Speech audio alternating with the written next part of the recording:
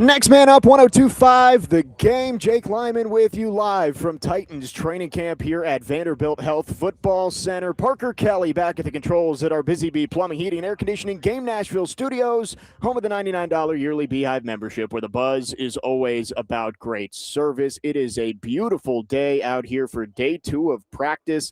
Titans going to hit the field in just over an hour here. Parker, what's going on? It is a beautiful day because football is here. Training camp officially started yesterday. I will say it feels a little weird. We kind of switched roles, but hey, at least we do have boots on the ground for the show. I know, it is funny. Yesterday, we called you because you were live out here at Titans training camp. Now today, you're back at the studio. We are out here. Again, Titans hitting the field for the second day of practice today. Parker, as you mentioned, you were out here yesterday.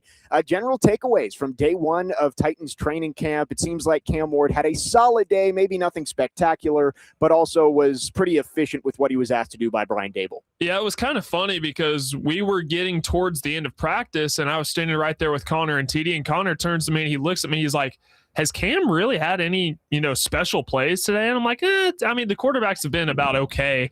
And then the red zone period happened, which ended the practice, and Cam had 2 touchdown passes and an early one to Alec Aomanor in the back of the end zone, and then one to Carnell Tate, which Carnell Tate made a leaping grab over Marcus Harris. So I turned and I looked at him after the practice was over, and I'm like, does that answer your question? So yes, Cam did have a good day.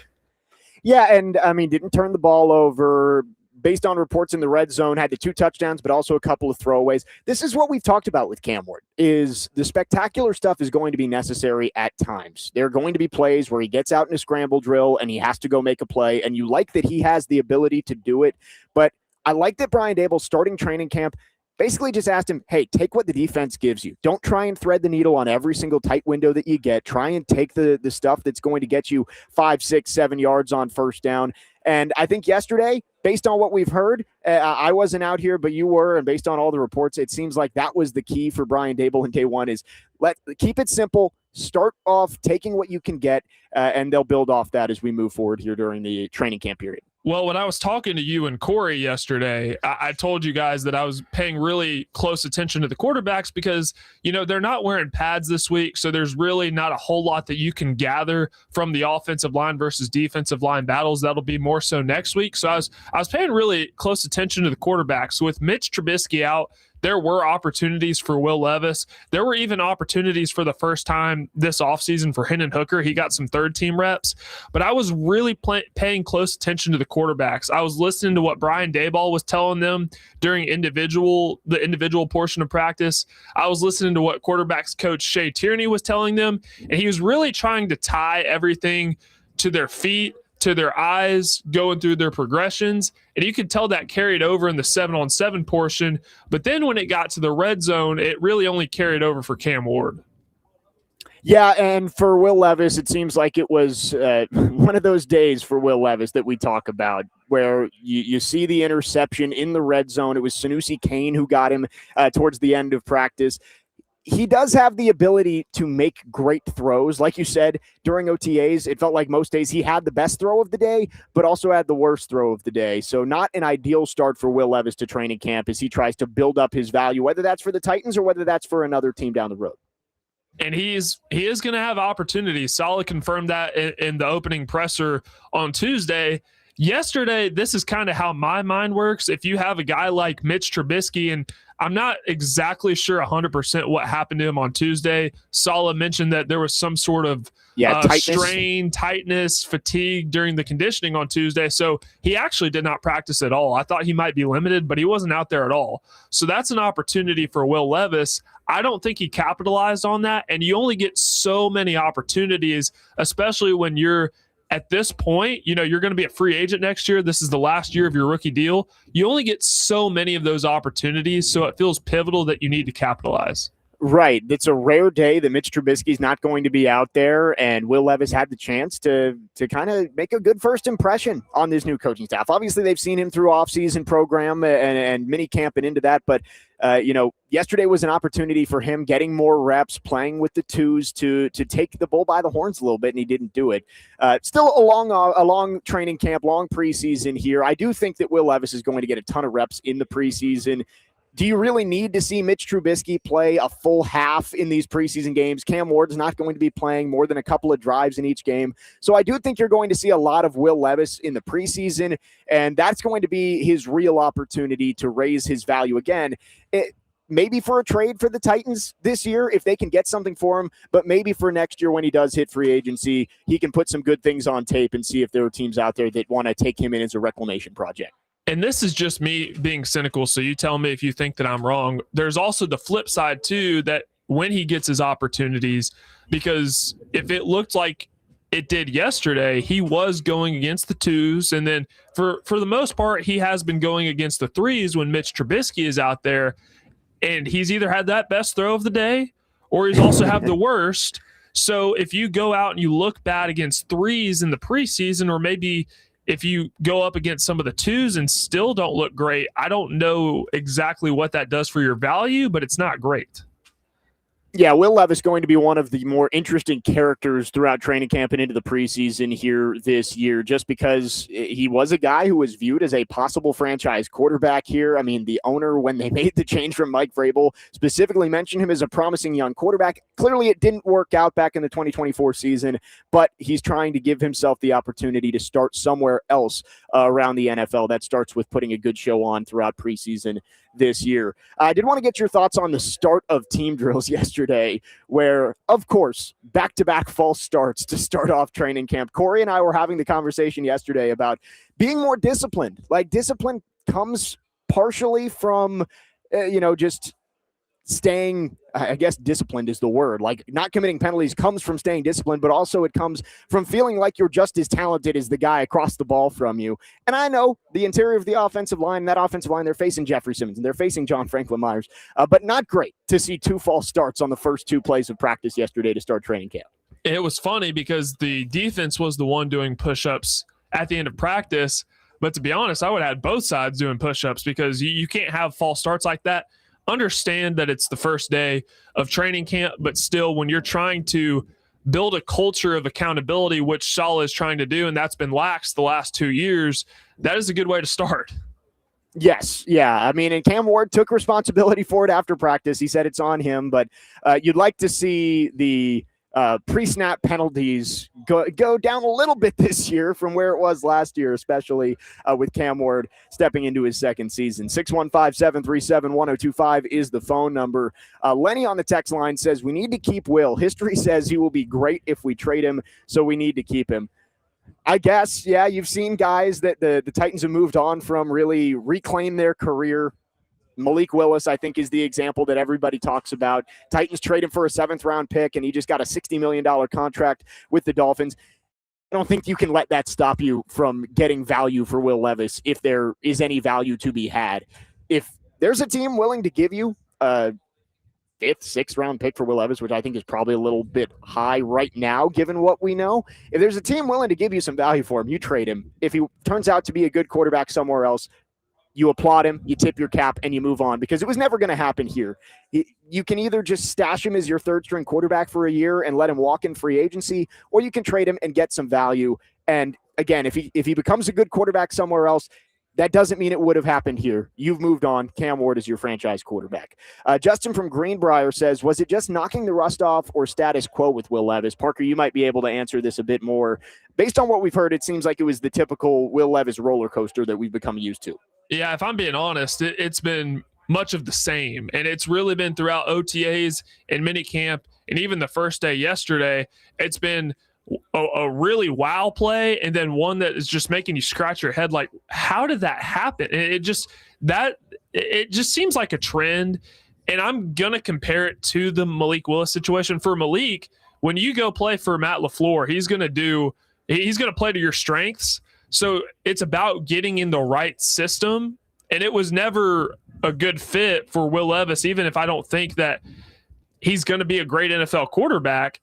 Not many quarterbacks were going to be successful the last 3 years of what the Titans were. So it is about getting these guys in the right system, and I just don't think he has much of a future here. So I'm on board to trade him and get what you can. I think at best you're getting a 6th, but even if you get a 7th, I still think it's worth it.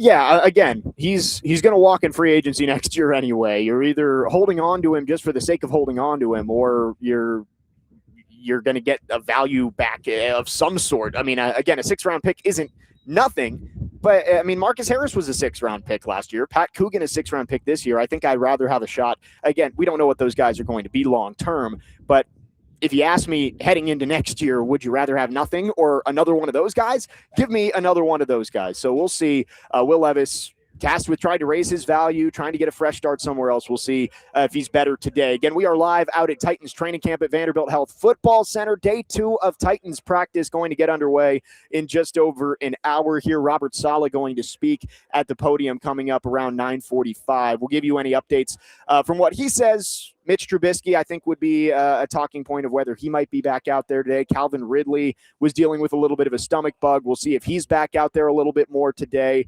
and much more. So Robert Saleh going to speak at 9:45. It is a Thursday, and no, TD cannot be with us for the full show today.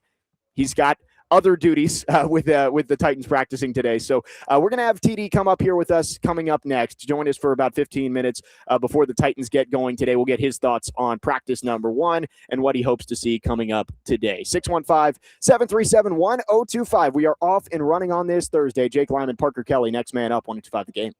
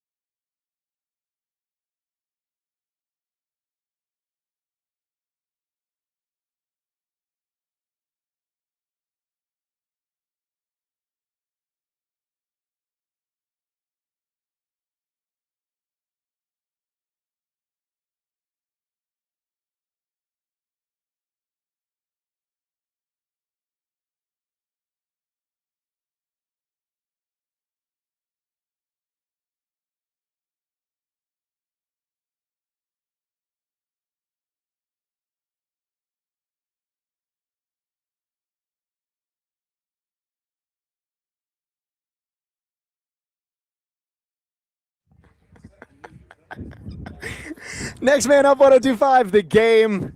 Parker knows that TD's here. Yeah. We only got TD for one segment, so had to pull out the dreams and nightmares.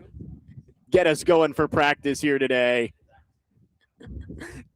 Teron Davenport, usually with us for the full show here on Thursdays, but with practice today, we got to let TD do his day job. So he's joining us here ahead of Robert Saleh's presser at 9:45. TD, what's going on? What's up, man? Feeling good, man. Parker put the music on. I know. It hit me like, yeah. Wait a minute. I hope, Parker, did you flip in time to see him dancing behind me?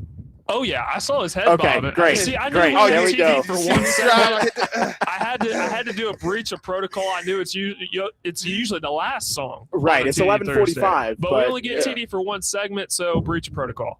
Well, we appreciate it, Parker. He always knows what to do. TD, day 2 of practice. You were out here yesterday. What were your general thoughts on what you saw from the Titans as they kicked off training camp? Well, offense, they better get it together, right? There's a lot that has to happen as far as them getting on the same page. And, the protection, they're not in pads, and there still were a lot of issues, you know what I mean? So I think that's something that they got to get right, because if they don't, man, it's going to be a long season. Well, a long training camp leading into a long season. Yeah, it was disappointing. We were reading through your notes at the end of the show yesterday. Practice ended right before we went off the air, and the first thing, false starts on back-to-back plays to start off the team period. Not exactly what you'd want. Yeah, and with Jackson Slater, he's fighting for a spot. He got the opportunity to start off camp, with the first team, even though they said Cordell Volson was going to be the guy to start off. And you can't have that, man. You cannot have that. Like, false start is one of the worst things you could do as an offensive lineman. Like, hold your water, understand the snap count, eye on the ball, and go when the ball goes. Right. And Cam Ward did take responsibility after practice and said that was on him. He's got to have everybody on the same page. Overall, seemed like it was a solid day for Cam Ward in day 1. Maybe nothing special, but a solid day. What do you think of the quarterback in his first day of his second training camp? Yeah, I think it was a solid day for him. I like what they were able to do in the red zone. I know he had some incompletions. Like, you're going to see some stats from practice, which is it's not exactly the wisest thing to do, but whatever. He did have a couple incompletions, but it was overthrows, or not overthrows, but throwaways. Away. Yep. The shot that he had to Cornell Tate, and I have to correct my notes. I thought it was Cordell Flott. It was actually Marcus Harris who was in there. And, Marcus Harris and Amani Hooker, it was actually Harris and Kevin Winston. Yes. Yep. Right. And so that was a really good throw, right? And then you had the one where you saw the Cam Ward experience. It kind of rolled to his right a little bit and then cross his body, fade away, hit Iron Manor as soon as he broke inside, touchdown. So those were 2 really good throws. I think the command, you could tell he has command of it. And it's just going to continue to get better. And I'm looking forward to watching that part. We saw Cornell Tate make such a great first impression during OTAs and minicamp. Day 1 yesterday, it seemed like he picked up right where he left off. Yeah, he did pick up where he left off. But I say this, what we're seeing is good. You really like to see that. But, I mean, you're really going to be able to, like, once they start, one-on-ones and you see them, the corners getting their hands on them, right? You're not getting a free release. It's an up close and personal experience when the ramp up period is over and you're going. So I want to see how he responds to that. We heard from Jeffrey Simmons and John Franklin Myers after practice yesterday. I really liked what JFM had to say. He's a fun guy to listen to. Yeah. Those 2 together, I think, obviously Robert Saleh has talked about he's not going to use those guys 80-90% of the snaps. But those 2 guys together, it feels like that could be a huge part of what makes this defense take a big step forward. Yeah, that pressure, that pass rush that they're going to be able to get, it's going to help the secondary. I'm curious just to see, because I know in watching Danico Autry and Jeffrey Simmons, that chemistry, a lot of people don't realize how much chemistry has to happen up front to where you're understanding, you get this certain look, you're going to slant here, I'm going to loop around you, right? The stunts aren't always called. Sometimes they just happen. Right. And I think that's something that comes with the chemistry, and I'm going to see how those guys work together. You saw them, a couple times. Jeff was, at left defensive tackle, so to speak. Yeah. And JFM was at left end, and you're seeing them in tandems. And, if I'm a If I'm a offensive lineman, if I'm a quarterback, I don't want to see that. And if I'm a receiver too, I don't want to see that too, because I know it's going to make it harder to get me the football. Yeah, pads don't come on until Monday, but I think you're already starting to see that defensive line might give some problems to this shaky Titans offensive line when the pads do come on. Yeah, it could definitely be an issue. That is for sure. But I'm looking forward to just seeing it, and even just looking around now, man, it's beautiful. It is. It's beautiful. You got this nice breeze up here. You got the bleachers there for the fans, and then along the sideline. So, but yeah, I mean, it could be some scary things. That's for sure. Yeah, I will say this is my first time being out here, and it's beautiful. I love that they've got the stands ready to go. I believe Those are new. First open practice is Saturday, so first chance for fans to come out, and then joint practices later on during training camp here. I mean, there's gonna be some opportunities for fans to come out and see this team. Yes, sir. Opportunities to come out and see the team, man. The excitement is there. I cannot smile. It's so great to be out here, man. We're almost back. We're almost back to football season.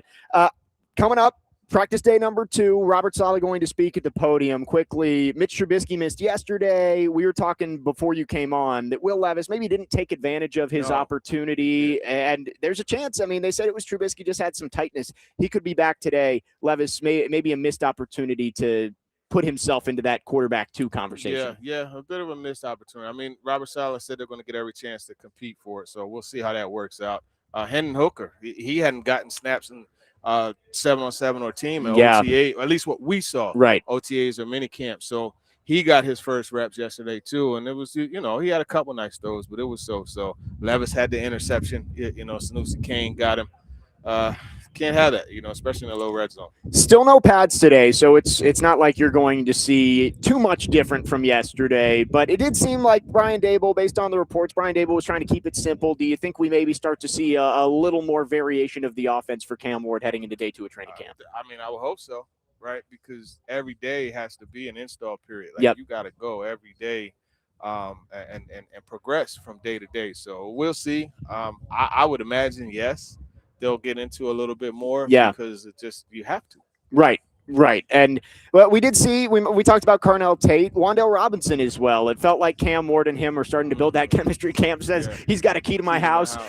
So I'm excited to see, for the first time me being out here, see those guys working together, because Wan'Dale Robinson does fit what Cam Ward wants to do, what he did in college. Yeah, no, he definitely does. He fits. And this is something I'm going to write about this. Yeah. Daboll, and we touched on it, Daboll's quick hitting offense. Yeah. Get the ball out quick. A big part of that. Yeah, it's to make the process, speed up the processing, and then also get the ball high percentage throws. Right. He is a master at those routes. So seeing him get to do that, and he's short, he's low to the ground, you know what I mean, and shifty, is perfect for what they want to do. So that is something that they're going to have to do just to help Cam Ward just get into that rhythm. Yeah. And it's something that he's done before, right? You look at Cole Beasley. Even, I mean, he coached Julian Edelman and Danny Amendola. Right, yeah. You look at Wan'Dale last couple years. New York. So yeah, I mean, it's more of the same, and that's going to be good for this team. Yeah, Wan'Dale Robinson definitely a good fit for this Brian Daboll system. Wouldn't have brought him over here if he wasn't. So excited to see what that looks like. Before we let you go, TD, anybody that maybe we aren't talking about enough that you're excited to see day 2 here at training camp? Jacob Martin.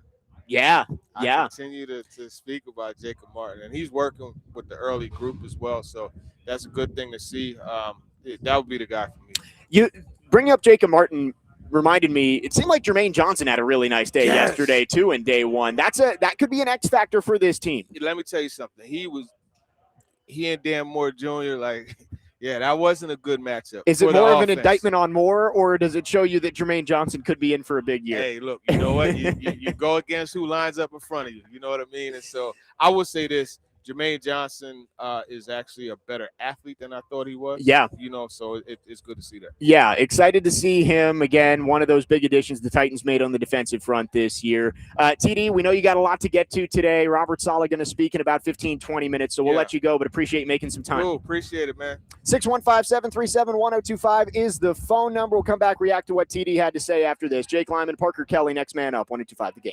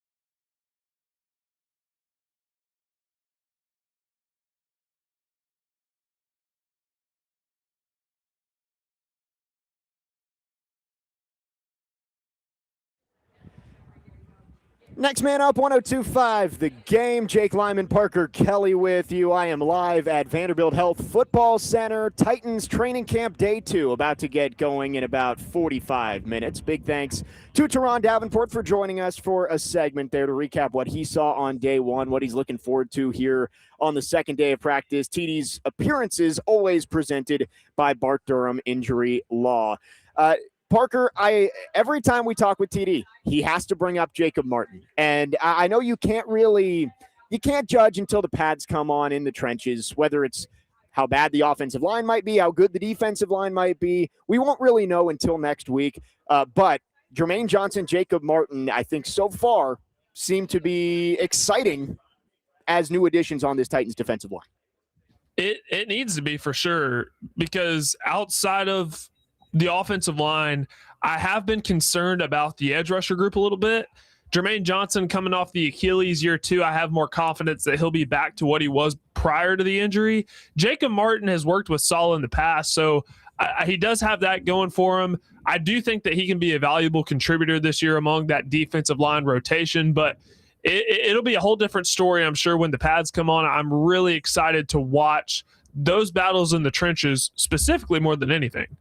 Yeah, I mean, it is funny when we talk about this Titans team that the strength is the defensive front and the depth and the talent they have there. And the weakness is the offensive line.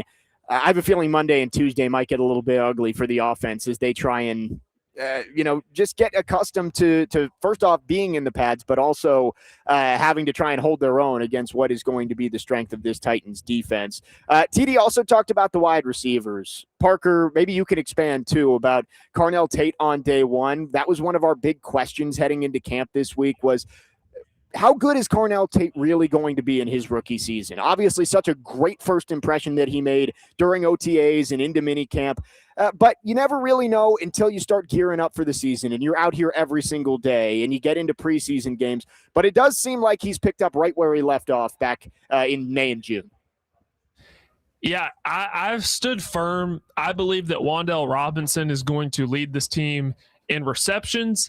I believe Carnell Tate is going to lead the team in yards. They worked on a drill yesterday where they were high pointing the football, and that's one of Carnell Tate's strengths. And I was actually talking to Connor about this yesterday on the 6th, but if you look at Wan'Dale Robinson's game, he came out yesterday for his press conference, and I knew that he was a shorter guy, but you don't really realize how tiny he is until he gets close to you. But his strength, his game is those option routes, right? The short, the 5 to 7 yards, working within space, plays like Xavier Estrepo, but he's a lot faster and a lot better of a receiver. Carnell Tate is more so your vertical threat. That's what he was at Ohio State. Yak, all those stats favor Carnell Tate. So I think that they will mesh very well in this offense. Yeah, I really do think that the wide receiver group is just light years ahead of where it was last year. And that's nothing against Chimdike and Alec Iamaner. I think they're going to be good developmental pieces for this team. But Carnell Tate seems to be a legitimate guy who can be the wide receiver 1, which is what you expect when you take a guy 4th overall. And Wan'Dale Robinson, you mentioned it, like specializing in the option routes and having played in this Dable offense before, getting on the same page as Cam Ward, who again says that Wan'Dale has a key to his house. Like those guys being on the same page and being able to get the ball out quick. I feel like that's going to be the key to this season with the offensive line being as shaky as it is. Get the ball out quick. Wan'Dale Robinson is really going to help Cam Ward be able to do that with his quickness in short areas. And again, the understanding of this offense having played under Brian Dable the last couple of seasons. Absolutely. That's why you brought him in, right? You saw what Wan'Dale Robinson could do when forced into the wide receiver 1 role last year when Malik Neighbors went down with the ACL. Wan'Dale Robinson is not a true wide receiver 1 in this league, but he's a very, very good, very reliable wide receiver 2. And that's exactly why he was brought over with Dayball, because he's so good in short space. He's so good at finding the green. He's very good at finding the seams, which Cam Ward loves to throw. And they've developed this chemistry very quickly. You just hit on it, right? Cam Ward has given him a key to his house. They've been hanging out in the offseason. So that is very encouraging to see. And it makes sense hindsight's always 2020, looking at why they drafted Carnell Tate, because they'll complement each other. You have a deep threat, you have a short threat, and that makes sense. And then Gunnar Helm can work in the intermediate. Yeah, and again, not saying that Carnell Tate is going to be Malik Neighbors as a rookie. Neighbors had a ridiculous rookie season under Brian Daboll, but you can see the archetypes that they've brought in that fit this Daboll offense. You've got Tate can be your Z, which was what Malik Neighbors played, and be kind of that volume threat on the outside. You got Wan'Dale Robinson in the slot, playing the same role he played with the Giants, and then you look for a big play threat. Maybe it's Calvin Ridley. I know he's getting up there in age and hasn't been able to stay healthy. I think early on in the season, he's going to be starting on the outside opposite Carnell Tate. But maybe down the road, it is Chimdike who can be that big play threat. We went through, and it was Darius Slayton with the Giants. It was, it might have been John Brown with the Bills. I'm trying to think of who the third receiver was there during when like Stephon Diggs was having his big years and Cole Beasley was in the slot. They averaged like 15 yards per catch, and that was different from what Carnell Tate could bring, which is probably more in the 10 to 11 yards per catch, but high volume, going to get the targets in the red zone as well. Wan'Dale Robinson, not going to get as many yards per catch. I want to say that rookie season with Malik Neighbors, he averaged like 6 or 7 yards per catch, but got a lot of balls, was able to move the chain.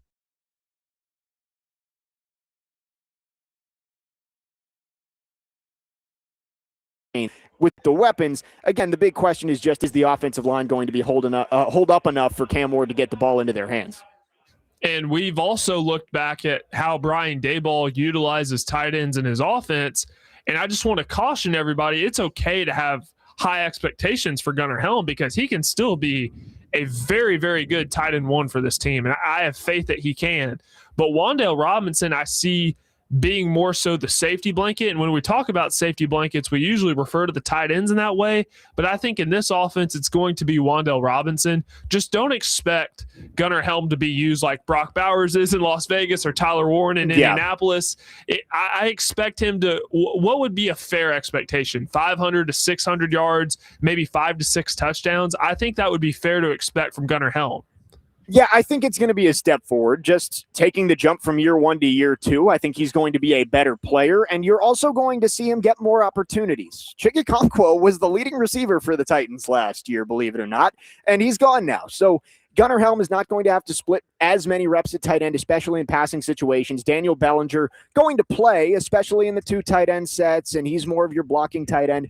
But when they want to play that's going to go to the tight end on third down in the red zone, it's going to Gunnar Helm. So I do think he'll be more productive this season, but I agree with you. When you look back through Brian Daboll's offenses, there aren't at least any examples that I'm finding of tight ends just going for 70 catches, 900 yards, and 10 touchdowns. I don't think that's what Gunnar Helm's going to be. I think it'll be a step forward, but I think it's going to be more of a situational step forward where he's making bigger plays for you, even if he's not making as many, or he's making about the same amount of plays for you as he did as a rookie. If he's a really good, dangerous red zone threat, which I expect him to be, I think that is a step forward. And it's all about context, because when you're in a system that really utilizes your strengths, we talk about Gunnar Helm being a very well-rounded tight end, maybe not elite at any one particular thing, but really good at everything: blocking, route running, catching, has really good hands, is smooth. There are ways to use that. And I think that Brian Daboll is going to get every last drop out of the sponge he can with a guy like Gunnar Helm.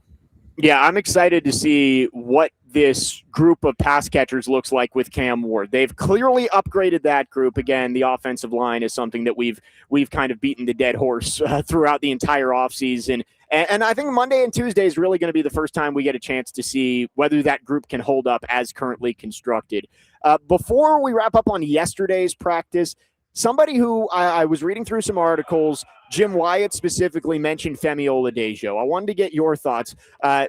Seems like the dude is going to be the guy you want walking first off the bus. Big, chiseled guy. Did he look like he had taken a step forward? Again, not wearing pads, but working against the offensive line yesterday.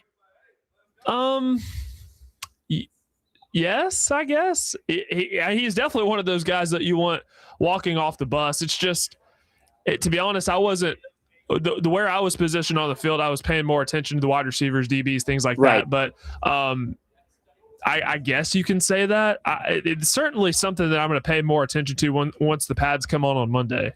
Yeah, again, like defensive line, offensive line, it's great to see that Jermaine Johnson got off to a good start. It's not great to see that the offensive line, even without pads, was struggling with penalties and not being able to protect the quarterback. But you won't really know until you see these guys getting pads Monday, Tuesday, and so on and so forth as they start to gear up towards the preseason. Again, 2 weeks from today, the Titans play their first preseason game. It's going to be here so fast.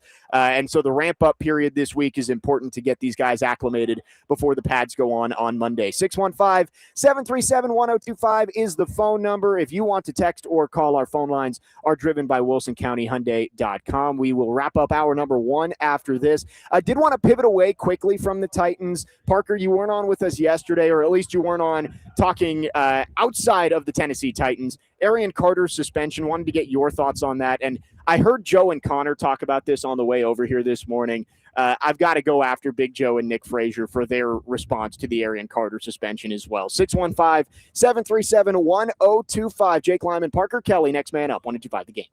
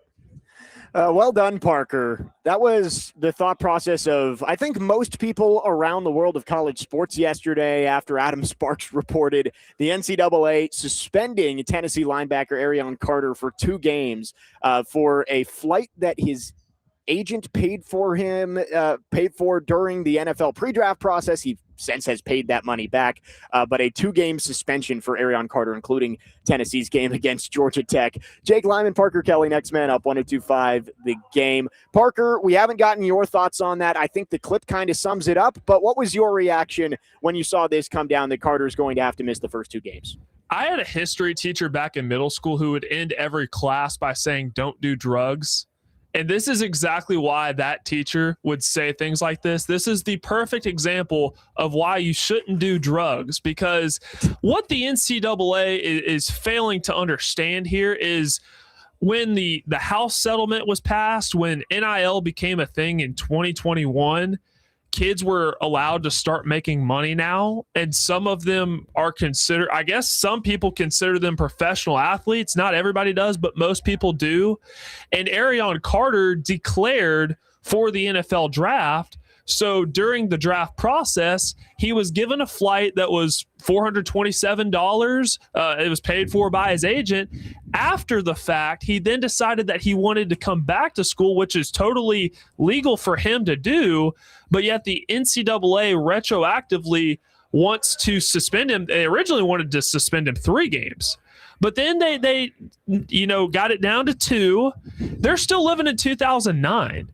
Because we have kids that are making, I guarantee you, Arion Carter could probably sneeze and come up with the amount that was paid for the flight. He probably could have fished around in his couch and paid for the flight that way. I do not know what the NCAA is doing.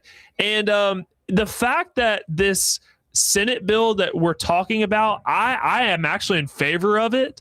But the one thing that I'm not in favor of is you're wanting to put the power back in the hands of the people that screwed it up so badly. How about we just get those people out of the room and get people in the room who actually know what they're doing? Yeah, I mean, I don't know what the next steps are here. I mean, it seems like anything can go to court these days, and maybe Arion Carter does end up on the field. But the NCAA, not that they were back in the good graces of anybody, but after the Sorsby thing, I think a lot of people were on the NCAA's side there for once. Of they were saying, yeah, the NCAA is right. That's a rule that needs to be enforced. This one, it's $400. He repaid it. Like, can we just say no harm, no foul? Like, he was evaluating his options, and I think the flight was probably booked completely out of convenience, which not an excuse, I guess. Like, I guess you can say, well, it was a mistake. He should be punished for it. But I'm sure it was just one of those things where the agent said, oh, I'll just book the flight for you. You can pay me back later. And they never thought of it. 2 games, it just seems like a lot. If they could get it down to 1 for the Furman game, fine. You're a little slap on the wrist. He doesn't have to play against the Paladins. But losing him for that Georgia Tech game could end up being huge for this season. He is maybe your best defensive player, and you're going to be playing your first Power 4 game with a new quarterback under center. You'd love to have your captain, your star linebacker on the field for you, and it's disappointing that this is the way it's going to turn out for something that feels like it was kind of a nothing burger, $400 flight. One of the strengths of this Tennessee defense is that linebacking core, but obviously losing Arion Carter, who is one of the premier players in the country, that's a big deal, especially for Georgia Tech, a team that is going to be built on running the football. That's the way they've been built under Brent Key. And to be honest, none of us really know what Alberto Mendoza is at quarterback. I've heard that he had a really up and down spring. So it seems like they're just going to stick with their bread and butter, their identity, and that's running the football and playing good defense. And they have 2 stud running backs. So you need linebackers in that game. You need people that can go downhill and stuff the run. You need that defensive line to create the gap so the linebackers can fill them. They're deep. Tennessee's deep in that position, but obviously it's going to be real tough when you lose a guy like Arion Carter. This is just mind-boggling stuff once again from the NCAA, and why Greg Sankey talked about at SEC Media Days why there are legit conversations about them separating because of things like this. I mean, it's just ridiculous. Yeah, it's it's one of those things where in the current climate of college sports, there's so much going on. There's so much money changing hands. Like, this is it feels like the NCAA trying to flex and show that they still have power to enforce these kinds of rules. We'll see about that. And I have to go after Big Joe and Nick Frazier because I got in the car yesterday. I didn't hear this, so I'm really excited for this. I didn't hear what they said. Well, so fill me in. So they started off and they're defending the NCAA on this. They're saying he broke a rule. He should be punished for it. And there's some rules that, yes, like Brendan Sorsby being banned from the game of college football because he broke the most important rule in college sports makes sense. That is a common sense decision to ban him from college sports. A $427 flight that was since repaid back to the agent and suspending him 2 games. That is not common sense. That's what we should be circulating around here in these conversations is what is the common sense choice? Suspending him for a flight that he has paid back. It's stupid. I don't care about, oh, he broke a rule, he should be punished for it. I thought that was a bad take from Big Joe and Nick Frazier yesterday. So they both sat there and said that? Yeah, that was how they started the show yesterday. Are we sure it wasn't for clicks? I don't know. They were being serious. Yeah, I believe so. We can. I can text Dr. Crane and see if he still backs that up. But yeah, that was what they were saying yesterday. They were so like, it sounds like I need to sit down with them and have a conversation. Do you remember when the whole Nico saga was going on when the NCAA was trying to suspend him, surrounded the contract? Yeah. Not to throw anybody under the bus here, but Caleb Williams, when he was still at USC, posted a picture from some sort of really nice apartment complex in Los Angeles and had what you don't think other people are taking private flights? I mean, we got kids driving Lamborghinis to class. Don't you think there are more important matters to go after if you're the NCAA than a $427 flight? Yeah, exactly. It's like, what if that $450 came from a sponsorship or something? Like, let's say he got a Southwest sponsorship and they were like, oh, we'll pay for your flight. That's not an issue. But just because it came during that gray area where he was between college and possibly going to the NFL, that's where they get him for breaking that rule. Again, it's $400. Like, the NCAA has been famous for this for a long time, of having just these completely asinine rules that make no sense. Like Joe was talking about it yesterday, you can give a player a bagel, but it can't have cream cheese on it. It's like, yeah, this is a little more serious than that, but it's like, it's when you're in the wild west of college football right now, to use the cliche that everybody uses. Like, is this really the thing that you want to plant your flag on? You want to die on this hill? I do not understand it. And I do hope, and again, I'm not a Tennessee guy. Everybody knows that. I'm not a Tennessee guy. This is stupid. He should be allowed to play in those first 2 games.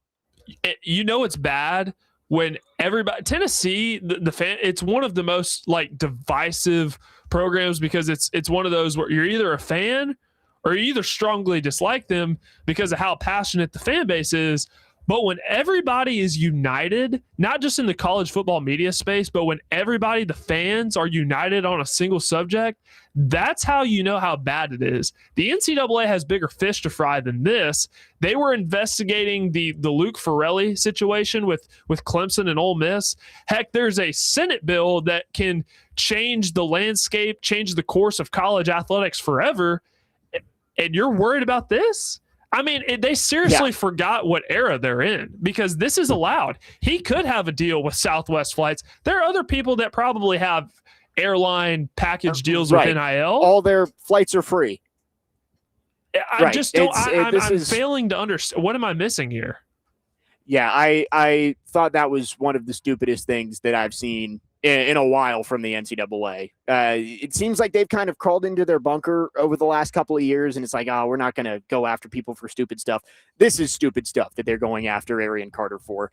Bucket on the text line says, you'll have to excuse Nick and Joe. Joe's old, and Nick has old man takes. Yeah, Nick, nothing against Nick. Nick, he's an old soul. He wants to live back in the good old days. So, I mean, you can't blame him there. Trevor says we missed the dumbest part, that they compared it to Pete Rose. I did not hear that part yesterday. I might have to go back and listen to it. It sounds like I need to go back and listen to this as well, because if I would have heard that, I might have called into the show.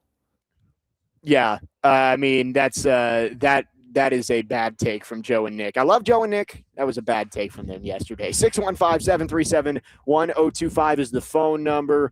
We'll get back to the Titans here, and we've got some news for you. Robert Saleh is at the podium right now. J.C. Latham is coming off the PUP list today, shooting for Latham to be a full practice participant on Saturday. He's going to ramp up today, tomorrow, and then hopefully Saturday he will be a full go. So that is good news. We'll react to that coming up next. J.C. Latham coming off the PUP list, meaning the Titans have nobody on the PUP list after 2 days of training camp. So that is a good start health-wise for Tennessee. 615-737-1025 is the phone number. Our phone and text line driven by Wilson County Hyundai, online at wilsoncountyhyundai.com. Again, we are live at Titans training camp today. Keep up with Titans training camp with 1025 The Game for the latest updates, player interviews, and more as we get you prepped for the upcoming Titans season. Coverage of Titans training camp is presented by Twin Peaks Restaurant, Parman Tractor and Equipment, and Tri-State Water, Power, and Air. Hour number 2 coming up next. Jake Lyman, Parker Kelley, next man up, 1025 The Game.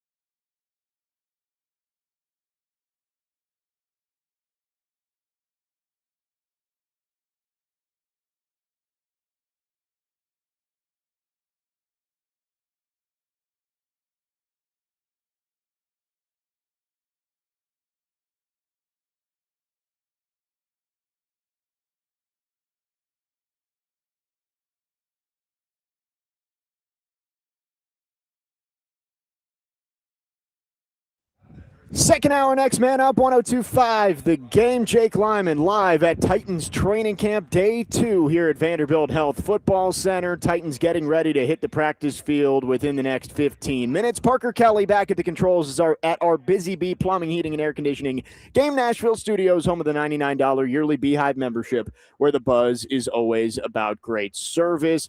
Big news just before we went to break. J.C. Layton coming off the PUP list. We'll get into that in a second, but first, let's go to the phone lines, driven by WilsonCountyHyundai.com. Dustin in Hopkinsville is called in. Dustin, thanks for calling. Go ahead.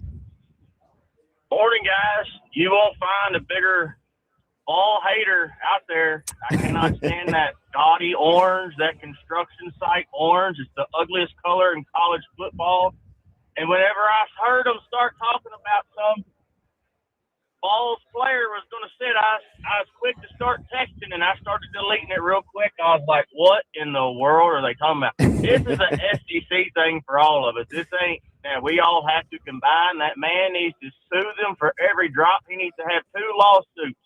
One lawsuit for the exact amount of the ticket, and then send them 2 number 1s on the front of the envelope when they get served. And all SEC fans need to stand behind this man, because if it was your team, it is BS. He does not need to sit for any games. They need their lunch money taken from them. They need their hat, watch, wallet stolen. This is BS. The NCAA is a joke. Yeah, I mean, I think, Dustin, this is one where the rivalry has to be put to the side, right? You got to stick with common sense. The line in the sand has disappeared. Thanks for the call, Dustin. And I love Big Joe. I love Nick. They're great. And I think most of their takes are very good. As Ron on the text line says, you should get fined for bad takes, Big Joe. $10 to the Christmas party there. In this case, I'm for that. Right. This is one of those things where, and I'm sure I would have some fines over the past year, but that's one that they deserve to be slammed for that one. This seems like the most common sense. Everybody should be against the NCAA's decision here. We'll see. I don't know. I mean, I would assume Arian Carter can take this to a court, right? Like it seems like everything else can be taken to a court. I mean, yes, he can. 2 things. I think we should make their fine $427, the exact amount of the flight. Second thing, there was an idea thrown around. Adam Sparks mentioned this when he was on with Joe and Connor today, that he could get a temporary injunction for that week of the Georgia Tech game, and that would just delay his suspension 1 week, and then he would miss the Kennesaw State game, but 2 games you don't need him for, but you need him for that Georgia Tech game. I don't know if they're actually going to do that, because they're getting ready to report for fall camp, and all your focus is on the season, and that would be a huge distraction. Yeah, no, that is a good point. Of you can either just take your medicine, it may be stupid, but you can deal with it and move on, and that way it's not hanging over your head. Or you're right, there's a chance maybe you could get this down to 1 game and he wouldn't have to miss Georgia Tech, because obviously in that first month of the season, that's the big one that you would like to have him out there for. So yeah, we're apparently outside of Big Joe and Nick, and maybe we'll need to get Chase's thoughts on this. Maybe he can bring some sanity to that show coming up at noon. But the rest of the station feels like we're in the common sense of that suspension should not have happened. We have back to the Titans. A little bit of a civil war here at 102.5. Yeah, we do. It happens like once every year or so. There's one issue that divides us. This one, I think it's a little less 50-50. It's more 80-20. We'll get them on the straight and narrow coming up here. Let's get back to the Titans here. Again, we're out here at Titans training camp, day 2 at Vanderbilt Health Football Center. Players hitting the field. Again, we won't be able to give you updates until practice ends, towards the end of practice, but we'll be watching out here as the Titans hit the field for the 2nd straight day. Big news from Robert Saleh at the podium. J.C. Latham coming off the PUP list today, going to be acclimated back in. He's going to be ramping up, but should be a full practice participant on Saturday, which is great news. I said yesterday that I would love to have him back out there by the time the pads come on. And getting 1 unpadded practice on Saturday, full participant, would be great. And then you can go and hit the ground running on Monday when the pads come on. This is best possible scenario, I think, for J.C. Latham, considering that he started on the PUP list. I mean, we talked about that concern meter, and it would just continue to go up every day that he wasn't out there. thank goodness he only missed one day, because he would have been missing out on some very valuable reps. Even though the pads aren't on, he wasn't out there during minicamp and he wasn't out there during OTAs. You need both of your tackles out there. You need every bit of help on this offensive line as possible right now. So during this acclimation process before the pads come on Monday, it helps when all your starters are out there, obviously. Yeah, 100%. And J.C. Latham being on the offensive line and probably the one guy who I think can change the narrative of this offensive line. Dan Moore, we always kind of push him to the side, and I feel bad. Like, Dan Moore is a fine player. He didn't seem to have his best stuff yesterday, but he's a fine player. But we push him to the side because, like, all right, I don't think he's going to take some big step forward. I also don't think he's going to be a turnstile. Skoronski to the side as well, because he's the one guy you feel good about. Center and right guard, like, I don't think you're getting high-level production from those positions no matter who's playing there.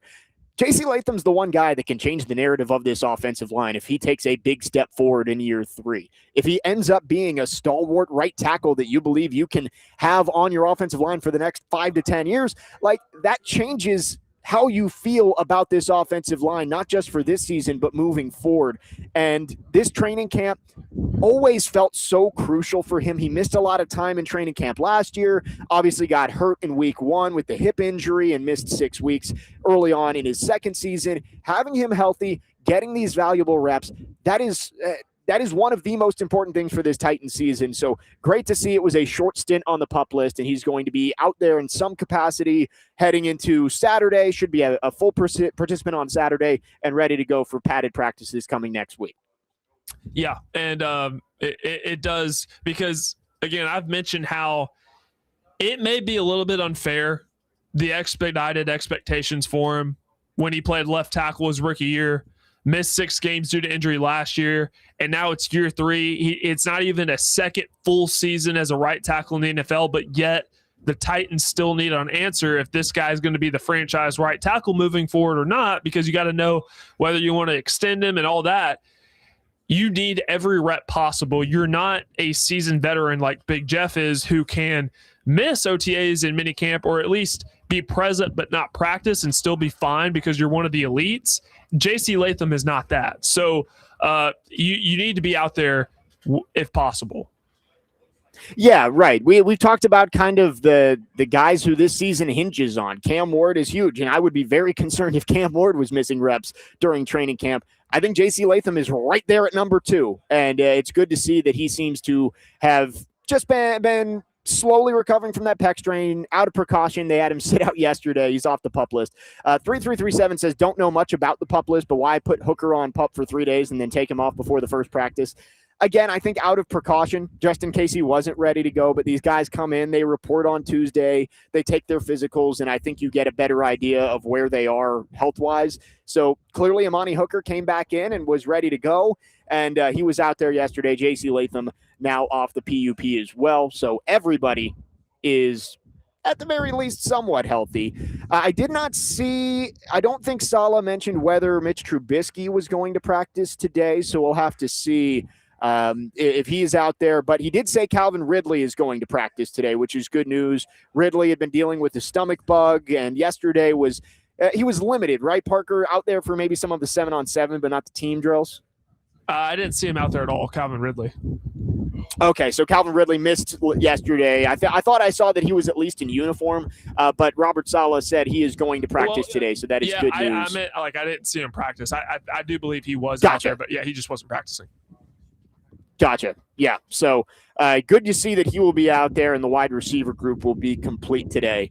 Funny note from Saleh's press conference. He also said Aaron Whitecotton, who I always go back to the deranged raccoon comment about that's how he wants to coach out there.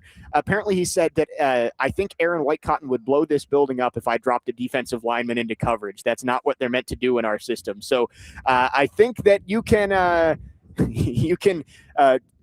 pretty much guess that this is not going to be one of those years where you see Harold Landry always used to drop back into coverage every couple of plays. The guys who are out there to rush the passer are going to be rushing the passer, and I think that's good. Oh, thank goodness. Thank goodness. That's so funny. Oh, my gosh. That is a huge relief to hear that.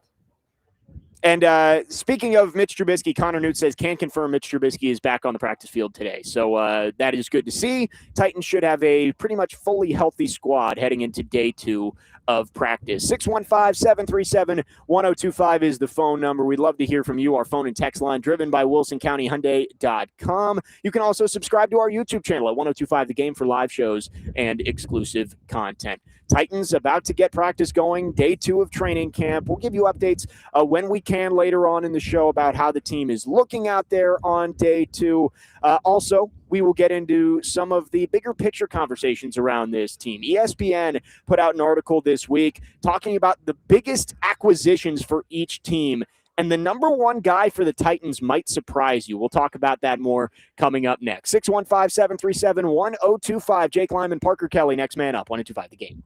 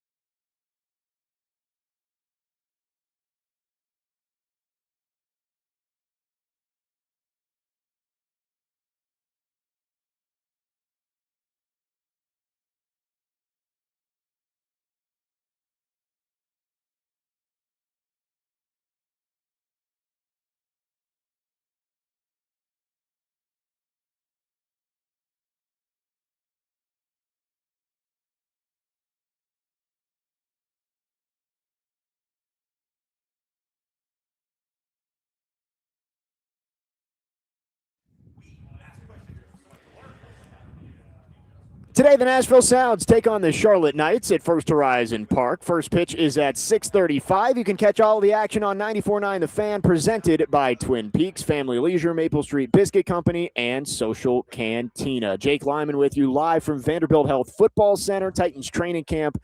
Rolling along, practice just getting started here on day 2. Parker Kelley back at the studio.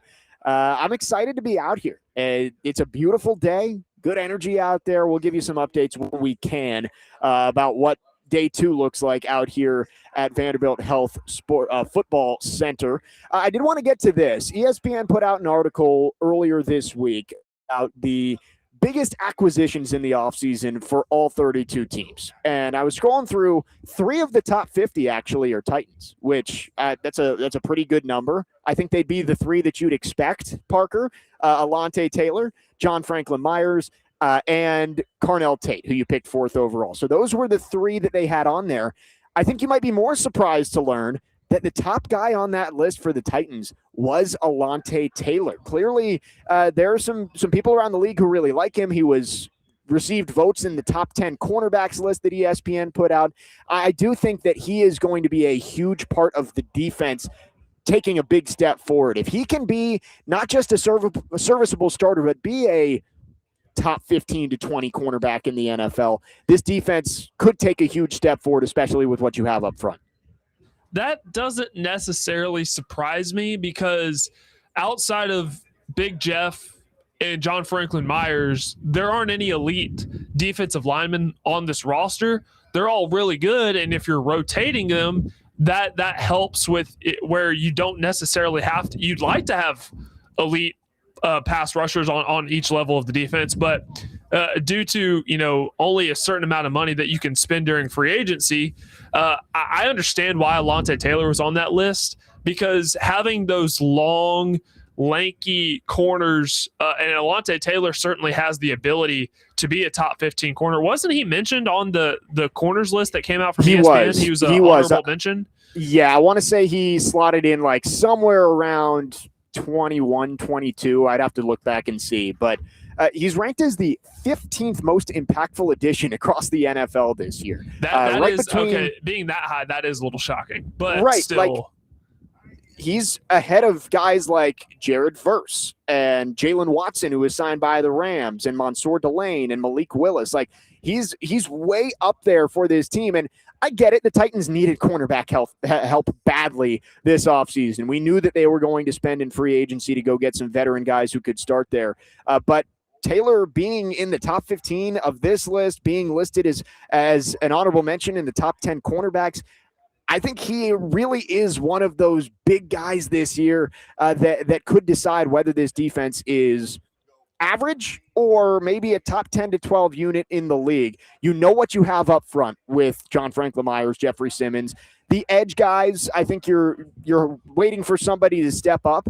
But with the defensive line being as talented as it is, if you can just get good cornerback play, not great cornerback play. We don't need Alontae Taylor doesn't need to be Patrick Surtain, but if you can get good cornerback play where you feel like he can match up with anybody and give them his best and not just completely get burnt like we saw a lot last year and the year before at the cornerback position, I think that could end up being a big difference for this defense, giving up, 22, 23, 24 points per game, maybe a little bit lower if Taylor can end up being the guy that they signed him to be. And Alontae Taylor is one of those guys that's in the prime of his career and can serve as a bridge until you are able to draft some corners and develop them that way.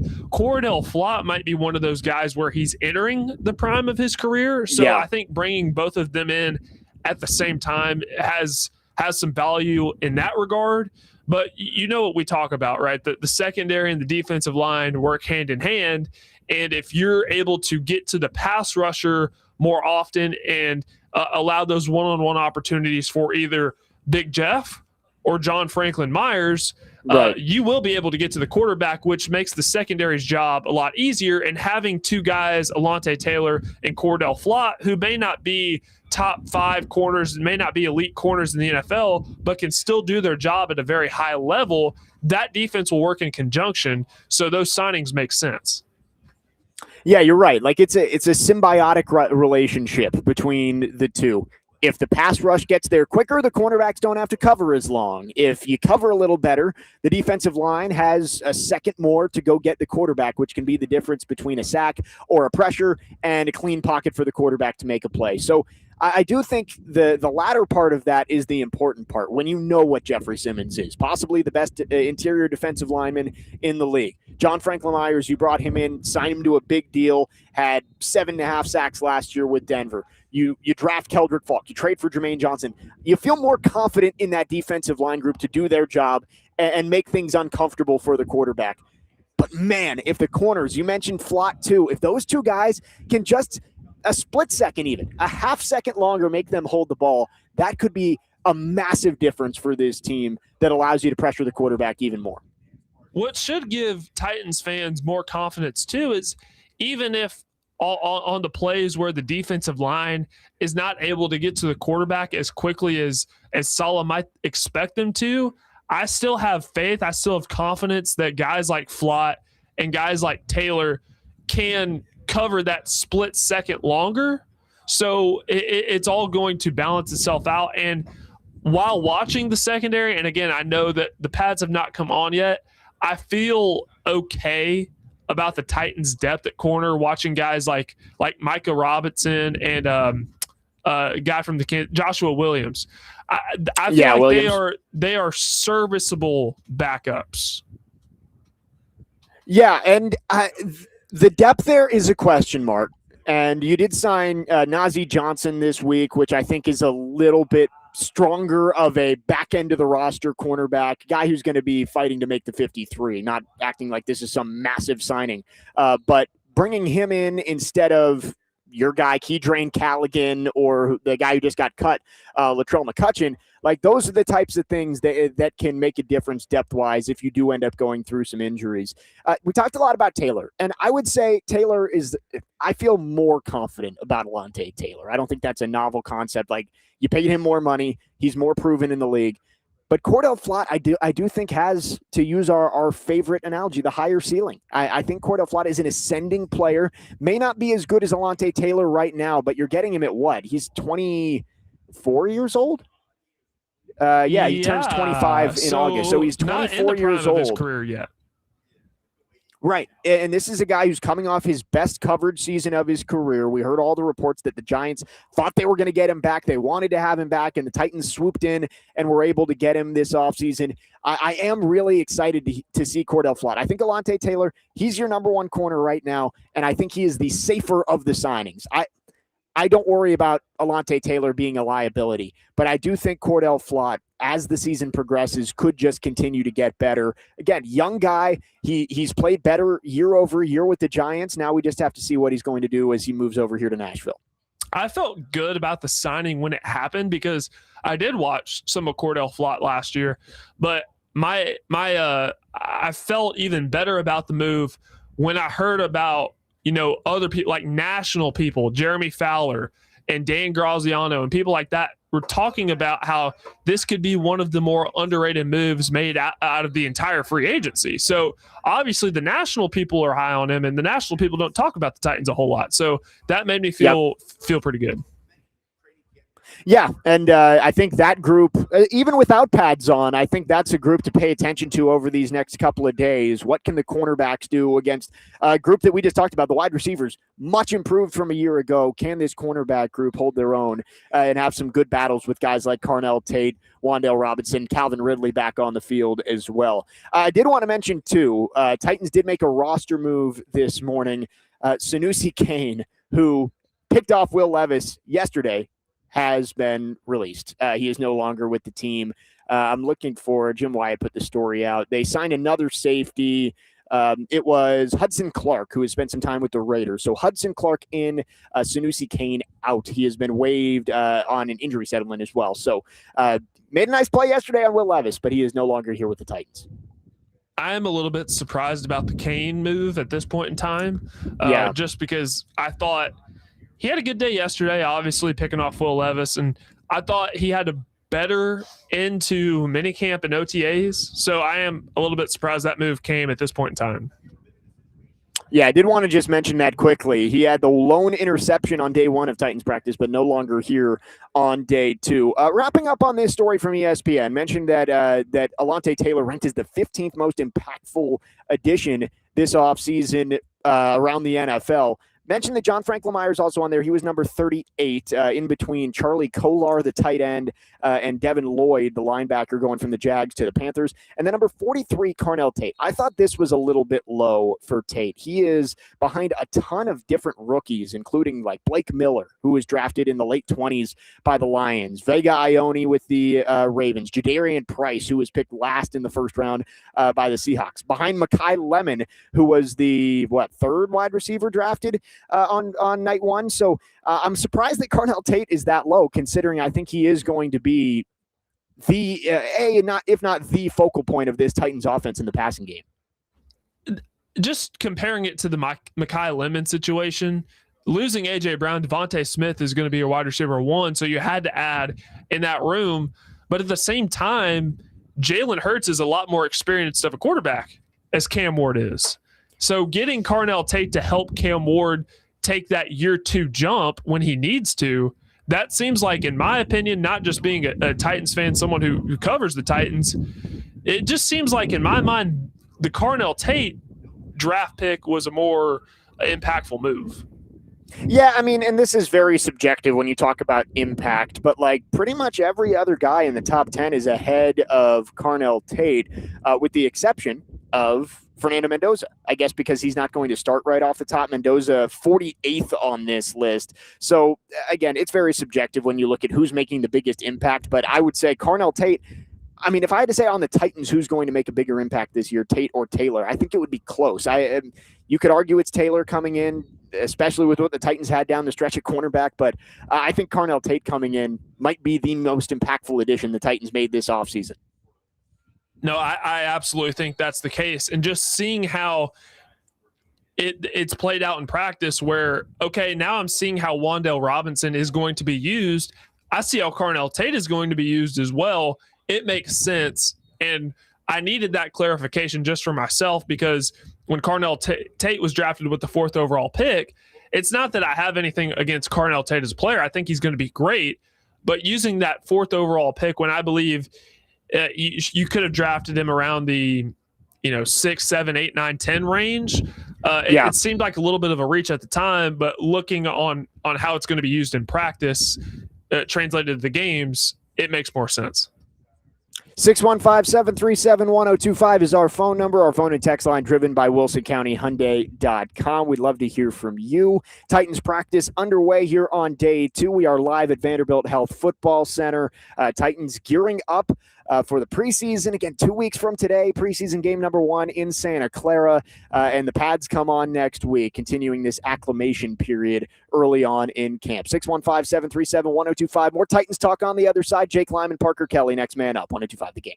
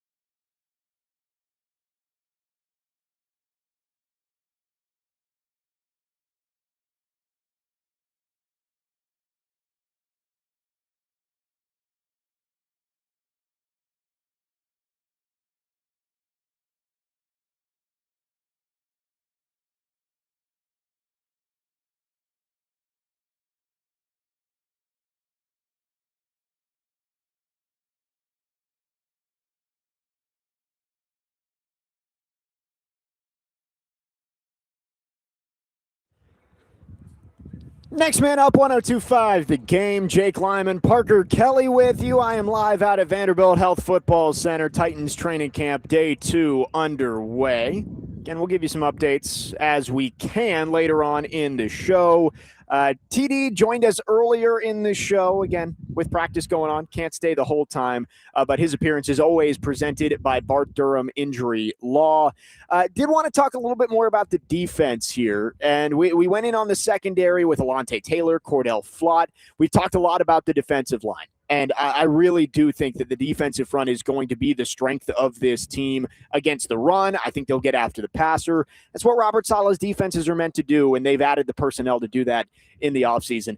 I do think that the linebacking group is one of the more interesting spots throughout training camp and into the preseason. Correct me if I'm wrong, Parker. It seems like Cody Barton, Cedric Gray lining up as the starters at linebacker right now. But I think you're going to see Anthony Hill continue to get more reps as he gets a little bit more accustomed to the NFL game throughout the preseason and into the regular season as well. That's all it is. That's all it is. Anthony Hill's just got to get acclimated to the speed of the NFL game. Robert Saleh and Mike Bergonzi showed that during the draft process, sitting on their hands and waiting for a player that they wanted to go by was not an option. They got Anthony Hill for a reason, because that's a prototypical inside linebacker and a solid defense. So it's really just about getting him acclimated to the speed of things. Eventually, I do see him taking over as the starter. And him and Cedric Gray working together could be a really fun pairing. So I am excited to see how that works out.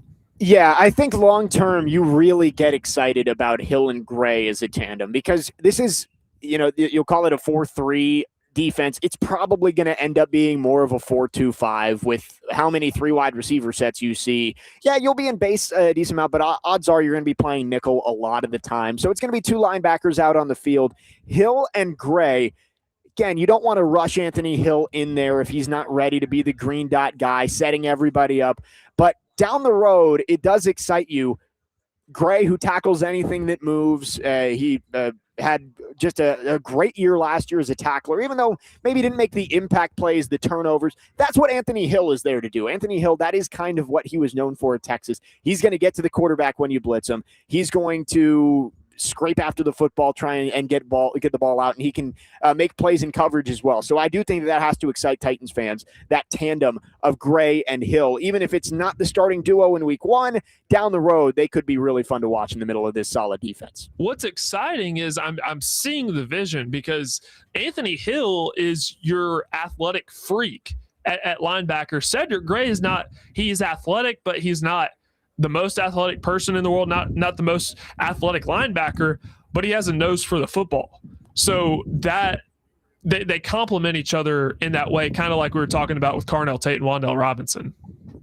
Right. And I think that's part of this too, is you've got to find guys with different skill sets that fit what you need to do. Cedric Gray may not be the guy that you're asking to carry the tight end or carry the slot guy over the middle of the field. That's what Anthony Hill is going to be asked to do. Now, I do wonder how long it's going to take Anthony Hill to surpass a guy like Cody Barton, who Barton, I think, is a solid guy in the middle of this defense. He's fine, and I'm glad the Titans kept him here, because it does add depth to that room, but I wonder how long it's going to take for Anthony Hill to prove that he deserves to outsnap the veteran guy in Cody Barton. And I have no way of knowing that, just because I don't know what benchmarks they're looking for Anthony Hill. I will say he doesn't look ready to be the week 1 starter as it stands right now. Yeah. But they have specific benchmarks in mind that they're looking for. Okay, if he gets to this point, then he's ready. Cody Barton, the reason that I am surprised that they kept him around, because Cody Barton does not fit that fast and violent, but he's a really good leader. He was a captain last year, and his IQ is off the charts. So there is a reason they kept him around, to kind of be, I don't know if stopgap is the right word, a bridge maybe, until Anthony Hill Jr. is ready to go. Yeah, I think you might look at like Cody Barton and Calvin Ridley kind of in the same vein here, of they are there as veteran leaders who have shown the ability to play. It's not like they're going to be just completely worthless out there. Both those guys still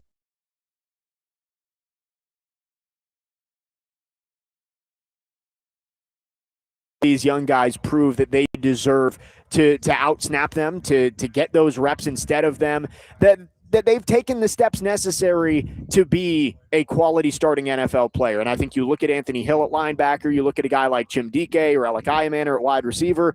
I think Barton and Ridley are playing similar roles early on in the season for the Titans, where they're going to start the year as the starter, but by the end of the year, I think you're hoping that the young guys have claimed those spots away from them. Absolutely. That's the plan. And that's how good NFL organizations run things. That's why I applaud a team like the Las Vegas Raiders, who are in a similar situation. The Titans are the bottom dweller of the NFL as it stands right now, and they made the decision that they're going to start Kirk Cousins over Fernando Mendoza. Yeah. It could be really enticing to start a guy like that. But also, when I watched Mendoza at Indiana, rightfully, he was the Heisman Trophy winner, but I didn't think he was ready yet to play in the NFL. So having a guy like Kirk Cousins start until Fernando Mendoza is ready, I think it's the right way about going about things. Same thing with the Packers when they, started Brett Favre for 3 years before Aaron Rodgers, starting Aaron Rodgers for 3 years before turning the page to Jordan Love. That's how good NFL organizations run things. Well, and, the Titans had a similar situation last year with Cam Ward. They did not go out and get the veteran quarterback that they felt could start while Cam Ward learned. And I think once you took Cam Ward, and again, Brandon Allen was your backup, you really were left with no choice but to go with the rookie in week one. And we saw that there were growing pains early on, and Cam Ward had to adjust and did struggle a lot in the first half of that season as he went through play caller changes, head coaching changes, and it didn't look great. You saw the development down the stretch, but you do wonder what it might have looked like if they did bring in a veteran quarterback who could have stepped in, started for the first month or so, and then let Cam Ward play. Once you drafted him and it was Brandon Allen, I was fully on board with let Cam Ward start. Hey, what is he going to learn from Brandon Allen watching him play?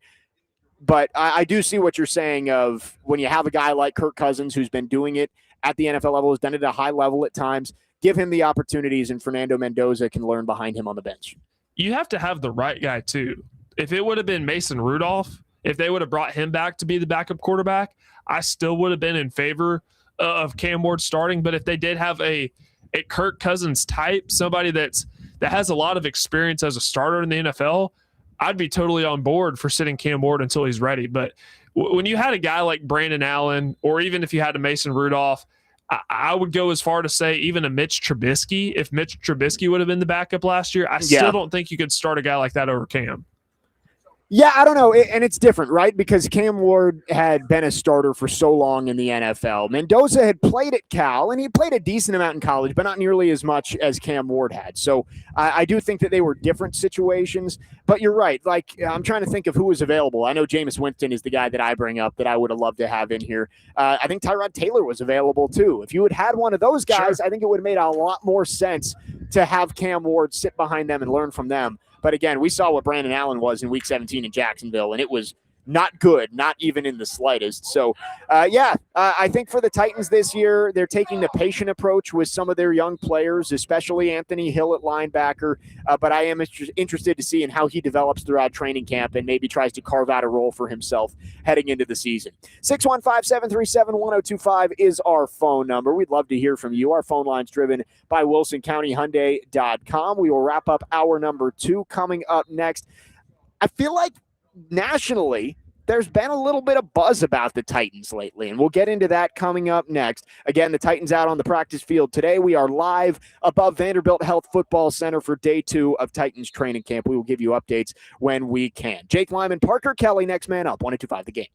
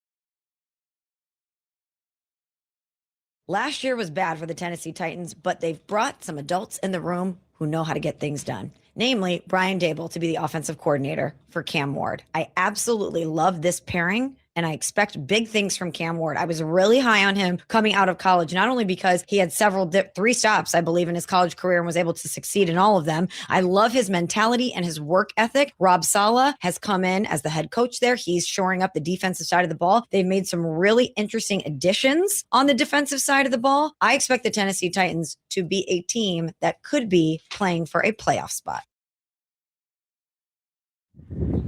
That was Michelle Smallman yesterday on Unsportsmanlike on ESPN Radio. She listed off her top 5 surprise teams around the NFL. Number 1 was the Tennessee Titans. Jake Lyman live from Titans training camp here at Vanderbilt Health Football Center. Parker Kelley back at the Busy Bee Plumbing, Heating, and Air Conditioning Game Nashville studios.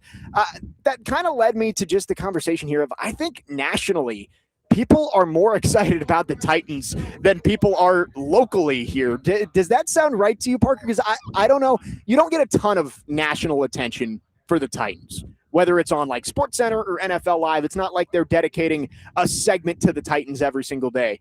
But when I do hear it, it all seems to be very positive about, oh, the Titans could be a surprise team this year. This is a team that could go worst to first. Whereas locally, I think people, fans, media are all saying, let's pump the brakes and see what this thing looks like before we get excited about this season. The discourse between the national media and local media is certainly very different. But if we're talking about the national media, I absolutely do think that is higher. I think because the Titans have elevated the floor of this roster, and there are more names that people outside the scope of Nashville, outside of the scope of Middle Tennessee, and really just the state in general, people know Robert Saleh. People were high on Robert Saleh. As a head coach in New York, just didn't think that, they were snake bitten at the quarterback position when Aaron Rodgers went down with the injury. And that certainly cost them being good on the offensive side of the ball. The defense was really good. And now with Brian Daboll, who's a respected offensive mind, being your offensive coordinator, and people are really high on Cam Ward, I do think that contributes to the national hype with the Titans. Yeah, and I do think that's a big part of it. Everybody who talks about the Titans possibly taking a step, I feel like it does revolve around Brian Daboll. You heard it from Michelle Smallman there, talking about him being the perfect guy for Cam Ward.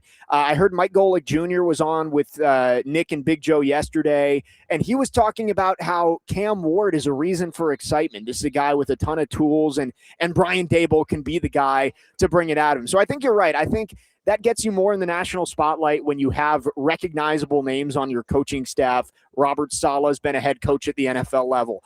Brian Daboll has as well. Gus Bradley. So that does get you a little bit more attention. I think the dichotomy is really funny of nationally, when people talk about the Titans, it's, this is a sleeping giant. Maybe not sleeping giant, but this is a sleeper team to look out for this year that could really make a run. Whereas I think locally, everybody's like, man, this offensive line could be a disaster. Who knows what Cam Ward's going to be?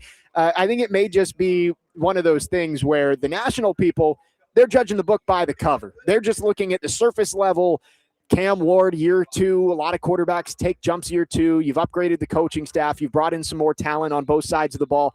On the surface level, this does look like a team that could take a jump. I said it at the beginning of the offseason. Look at what the Patriots were heading into last year. That was a team that had the 4th overall pick. They had a second-year quarterback who had been up and down as a rookie. You had a ton of cap space that you went out and spent, and you had a first-year defensive-minded head coach. Sound familiar? Like, that's exactly what the Titans are this year. And so I think that's why national media are maybe gravitating towards it, because they don't know what's under the hood. And I think as us locally who know every guy who's going to be on the 53 and can go through position by position of what this team is going to look like, there's a lot more warts than it may look like from afar when you're looking at a national level. I just think it's a natural part of life when there's so much new. There's new logo, new stadiums on the way. Titans are the Nissan Stadium is hosting a Super Bowl in 2030. There's a new coach, new coordinators, new players. When there's a lot of new, it's a reason for people to get excited. But at the same time, these national media members are not idiots. They understand that there has been a major change within the front office or within the the head coaching position for 4 straight years. So they understand that there has to be some sort of consistency in that if the Titans want to get on the right path. For us locally here in the media, it's just a matter of PTSD given the last, the way the last 4 years have gone. Yeah, and that's what Jeremy in Clarksville says on the text line, too. He says, I think Titans fans are less excited because we've been snake bit the last 3 years. And I think that there's a lot of truth to that. Looking back at the 2024 offseason where Rand Carthon saying you checked every box, you go out, you sign Calvin Ridley, you trade for L'Jarius Sneed. Will Levis is heading into his second year where, again, you had seen flashes in year one. The Falcons game, I thought he played great in the Steelers game. The Dolphins comeback. Like, there was a lot of reasons to be excited.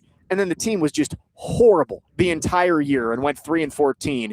And so I do think that that's part of it too, is there isn't that PTSD from the national media because they don't care about the Titans that much. They don't remember back to what the local feeling was 2 years ago.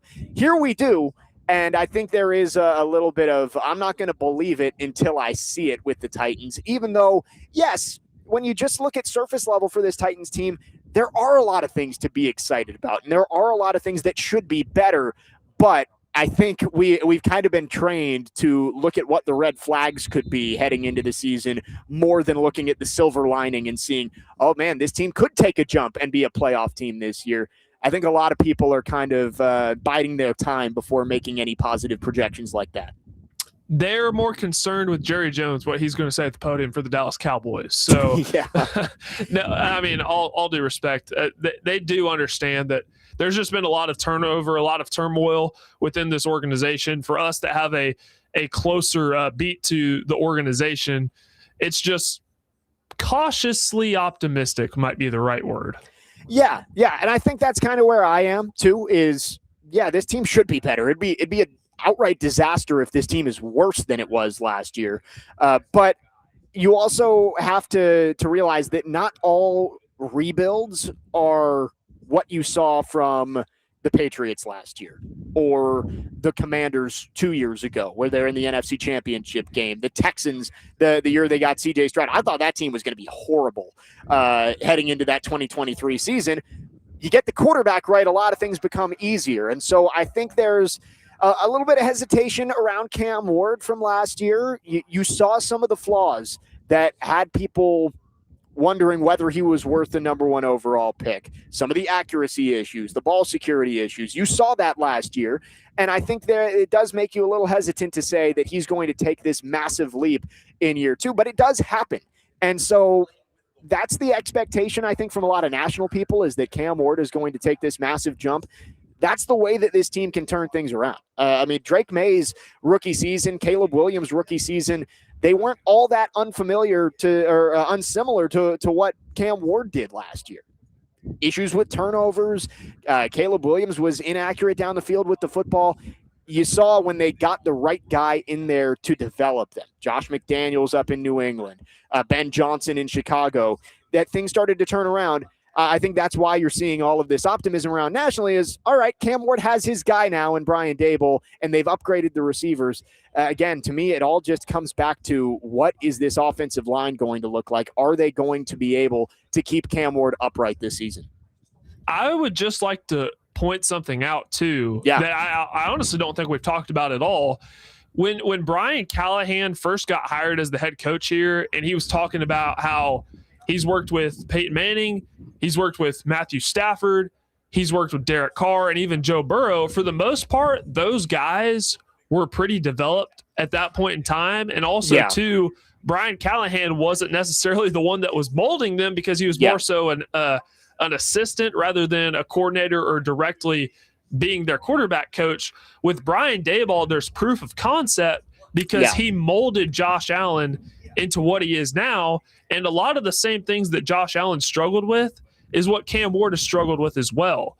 He fixed his feet, fixed Josh Allen's feet. He ingrained into Josh Allen's head that you can be Superman, but you don't have to be Superman every play. Just take the easy plays that make the easy throws, and when it's time to put on the cape, put on the cape. I think that's what he's trying to get through to Cam Ward right now. Yeah, and based on the reports from practice yesterday, that's kind of what it's been. Is let's start small here, take what the defense gives you. You don't have to make those big time throws on every single play. We're going to need them at some point. I'm sure that's what Brian Dable's saying. Is at some point we're going to need you to throw the cape on and make a play that a lot of quarterbacks can't make. But 80, 85, 90% of plays, we just need you to make the right decision and throw an accurate pass. And so I'm excited to see what Cam Ward does in year 2. And you're right. I think there was a lot of excitement around Brian Callahan because that's the wave of football these days, is the young, up-and-coming offensive guy, quarterback guru. And you've seen that be successful a lot of different places. McVay, Shanahan, O'Connell, Stefanski was great for a couple of years in Cleveland. Like you've had these examples of these young guys who maybe even haven't been play callers before stepping in, and it just works. For Brian Callahan, you're right. Like a lot of the guys he worked with, Stafford and Manning, he wasn't developing those guys. They were already developed at that point. Peyton Manning was already a Hall of Famer by the time. Yeah, Peyton Manning could have never played another snap, and he would be in Canton if Brian Callahan never talked to him. So, those examples, yes, those guys, I'm sure Brian Callahan was helpful to those guys as a coach, but he wasn't the guy. Same thing with Joe Burrow. Burrow was developing while Callahan was there, but he wasn't the guy. He was the next guy after Zach Taylor, and I think you ran into some issues with both Will Levis and Cam Ward of him not really knowing how to be the guy to turn a quarterback from a project into a franchise quarterback. Brian Dable, as you said, there's proof of concept there, and he's done it at multiple different stops. The one that everyone points to is Josh Allen. Again, you can't expect a Josh Allen-like rise from Cam Ward, but having the guy who got that out of him, it can't hurt. And I see a lot of the same things. Josh Allen was very raw coming out of Wyoming. And did you think that Josh Allen would be who he is right now when he first got into the league? I mean, he really struggled with interceptions, really struggled with his accuracy. Cam's more so struggled with the accuracy part rather than the turnovers. But right. Josh Allen's a true gunslinger, and so is Cam. They both like to take chances. So there are similar things there. That doesn't mean that Brian Daboll is going to turn Cam into Josh Allen. But it's like you said, it doesn't hurt having a guy that has at least done that before and developed a quarterback who might be the best in the league to work with your young guy. And I've got to say, I have no shame saying it. I thought the Josh Allen pick was going to be a disaster. You looked at his completion percentage at Wyoming, and it was just like, man, you can't just take a guy purely off of measurables and hope it works out. And obviously, myself and pretty much everyone else, except for the Buffalo Bills and a few others, were wrong about that. So Brian Dable, that was a project quarterback that he did turn into an MVP type player. We'll see what this looks like with Cam Ward and Brian Dable working together. I will say it is just funny. It's like when the Titans were good, people couldn't stop complaining about the national media never giving him the flowers. And now it's like no one's really expecting all that much from the Titans this year. And you've got people talking about the Titans being a surprise team that could make a big leap this year. 615-737-1025 is the phone number. We'd love to hear from you. Our phone line's driven by WilsonCountyHyundai.com. We've got one more hour with you on this Thursday morning. Titans practice going on right now here at Vanderbilt Health Football Center. We'll give you updates later on in the show. Jake Lyman, Parker Kelley, next man up. 102.5 The Game.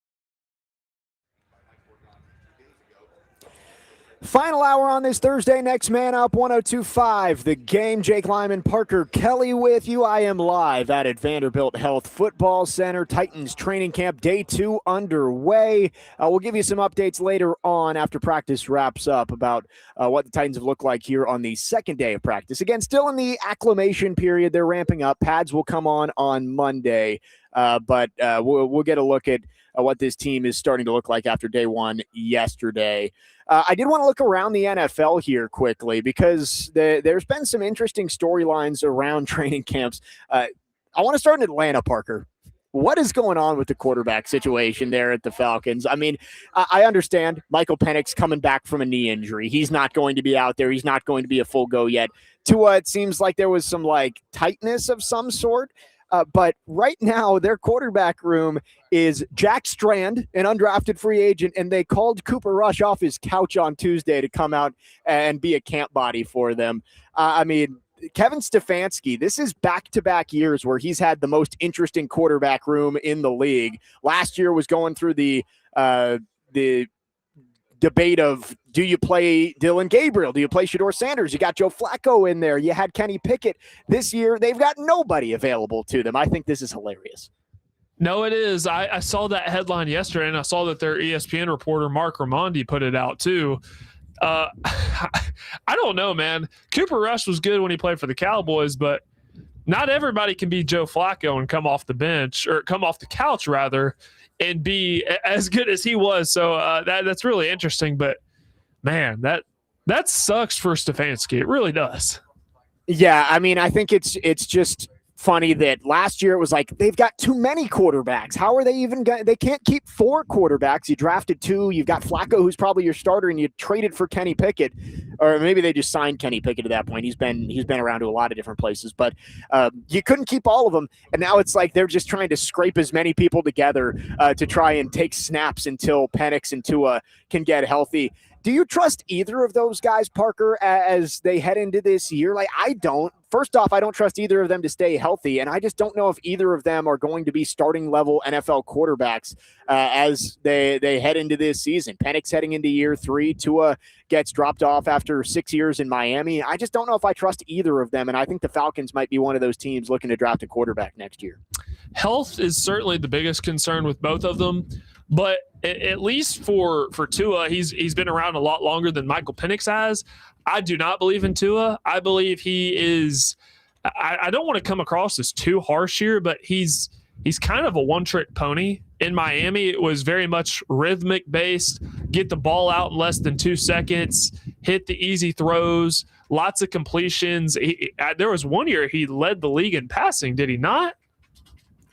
Yeah, you might be right. One of those years that they went to the playoffs. I mean, Tua was a good quarterback when he had Tyreek Hill in his prime, when Jalen Waddle was playing well, when they had Raheem Mostert led the NFL in rushing touchdowns one year too. That Tua was a solid quarterback when he had the right situation around him, and then you saw once that situation deteriorated, he turned into a frog, and I just don't know if I believe in him. Again, first off, just to stay healthy enough to be out there on the field, and second, to actually make plays when he is out there, even with all of the weapons that they've got. Yeah, no, it's certainly Stefanski. I believe he didn't get enough credit for what he's able to do in Cleveland, but not having the quarterback situation figured out right now, it doesn't give him the ability to show what he truly can do. But Tua, I believe it's just there's just a lot of it's just I don't believe it's going to work. But with Michael Penix, I have a slight bit more optimism just because he's so young, but at the same time, I feel like he's kind of a similar player just with a stronger arm. Yeah, no, that is true. And I think the Falcons, you've got a decent team there with some of the additions that they've made defensively. And of course, you've got the weapons with Bijan and Drake London, and they just re-signed Kyle Pitts. There's things to like about that team. You hope James Pierce Jr. can figure out some of the off the field stuff. He had a solid rookie year, but if you don't have the quarterback, it's tough to believe in that team, even in a division like the NFC South, which should be winnable year over year. They've got to go out and find the quarterback, and I don't think Penix or Tua is going to end up being the long-term solution. Dustin from Hopkinsville texts in and says, guys, with Bijan and Jameer holding out, could the Titans make an offer overpaying the best two in the league? Man, they'd elevate this team, bad O-line or not. I can see it now on our own 7. Cam pass to Bijan in the backfield, and he goes 45 yards over and over. I think that's a pipe dream. I don't think either of those guys are leaving their current team. The Falcons are going to pay Bijan. The Lions are going to pay Jahmyr Gibbs. And I think those contracts are going to be massive for both of those guys, given what they did last year. They showed the 5 highest annual year-by-year contracts for running backs, and Jahmyr Gibbs and Bijan Robinson are clearly the best two. They're certainly going to surpass them, but there's no way Detroit or Atlanta lets either one of them out of the building. But it's honestly smart what they're doing, holding out right now, because they're still on their rookie contracts. And if you were to get hurt, that could cost you, I don't know, like $20 million. So it is smart of them to hold out right now until they get those new contracts done. But I can't imagine if you're Atlanta or Detroit, you let either one of those guys out of the building. Yeah, I'm trying to look at so Devon Achane just signed 4 years, $64 million. That was his contract that he just signed this offseason. So that makes him the highest paid running back based on full contract value. Do you know who's number 2? Was it Christian McCaffrey? No. Jeremiah Love. Really? Jeremiah Love is the second highest paid contract player in running back in the NFL based on total contract value. Achane's is $64 million, Jeremiah Love $53 million, which I think is funny. So what's a year-by-year basis for Jeremiah Love? Love is getting 4 years, $53 million, average of about 13. So, I mean, that's the baseline. You can't have a rookie getting paid more than Bijan Robinson or Jahmyr Gibbs coming off the seasons they did. The running back position is just it's so funny. Chris Johnson and the Titans, September 1st, 2011. Do you know what the deal was for Chris Johnson? In 2011? This was 15 years ago. 15 years ago, the contract for Chris Johnson. Yeah. Was it kind of the same discourse we're having now about the running back position? It was 4 years and $53.5 million, which would have him as the second highest paid running back in the NFL still right now. It's been 15 years. That market has not changed at all. Yeah. And James Cook just led the league in rushing. $46 million contract that he signed, less than Chris Johnson 15 years ago. I think that these might be two of the deals that reframe that running back market because of everything that Jahmyr Gibbs and Bijan Robinson bring in the entirety of the offense, not just runners, effective runners, but also can make plays in open space in the passing game. I think this might be the offseason that the running back market finally takes a jump for the first time in almost 2 decades. I hope it does, because running backs are certainly a valuable commodity. At the same time, I do understand some of the discourse that's been going on, because think about how often running backs are getting hit, especially when they're carrying the ball as much as Jahmyr and Bijan are carrying the ball. Plus, they get receptions too. So they're getting hit a lot. So the average lifespan of a running back is a little bit different compared to some of the other positions that don't have as much contact. Right. And I totally get it. Running backs in today's NFL are not nearly as valuable as they used to be. But it's just crazy to say that the running back market has barely moved. And before that Achane deal, it had actually gone down over 15 years when Johnson became the highest paid running back in the NFL. So I think you're going to see bigger deals for those two guys with Robinson and Gibbs coming up. They're not going anywhere. They are holding out. They're going to get that deal done. It may just take a little bit longer than some people may have liked to. 615-737-1025 is the phone number. 4312 on the text line says, Pollard isn't that bad. We don't need to be wasting money on a running back when we may need 4 offensive linemen. And I agree with that. I think this is a year where you see what you've got with a guy like Nick Singleton coming in as a rookie. And you may have to spend a later draft pick or a day 2 draft pick on a running back, or go out and sign another guy kind of in the Pollard tier of player. But yeah, you don't need to be going out right now with the way this team is built, given that there's holes on the offensive line. You don't have long-term solutions in the secondary. You can't be going out and spending money in draft capital on running back. 615-737-1025 is the phone number. Our phone line's driven by WilsonCountyHyundai.com. Practice again rolling along here at Vanderbilt Health Football Center. We'll give you updates once practice comes to an end. Day 2 of Titans training camp. We are live out here as the Titans roll along. Jake Lyman, Parker Kelley, next man up, 102.5 The Game.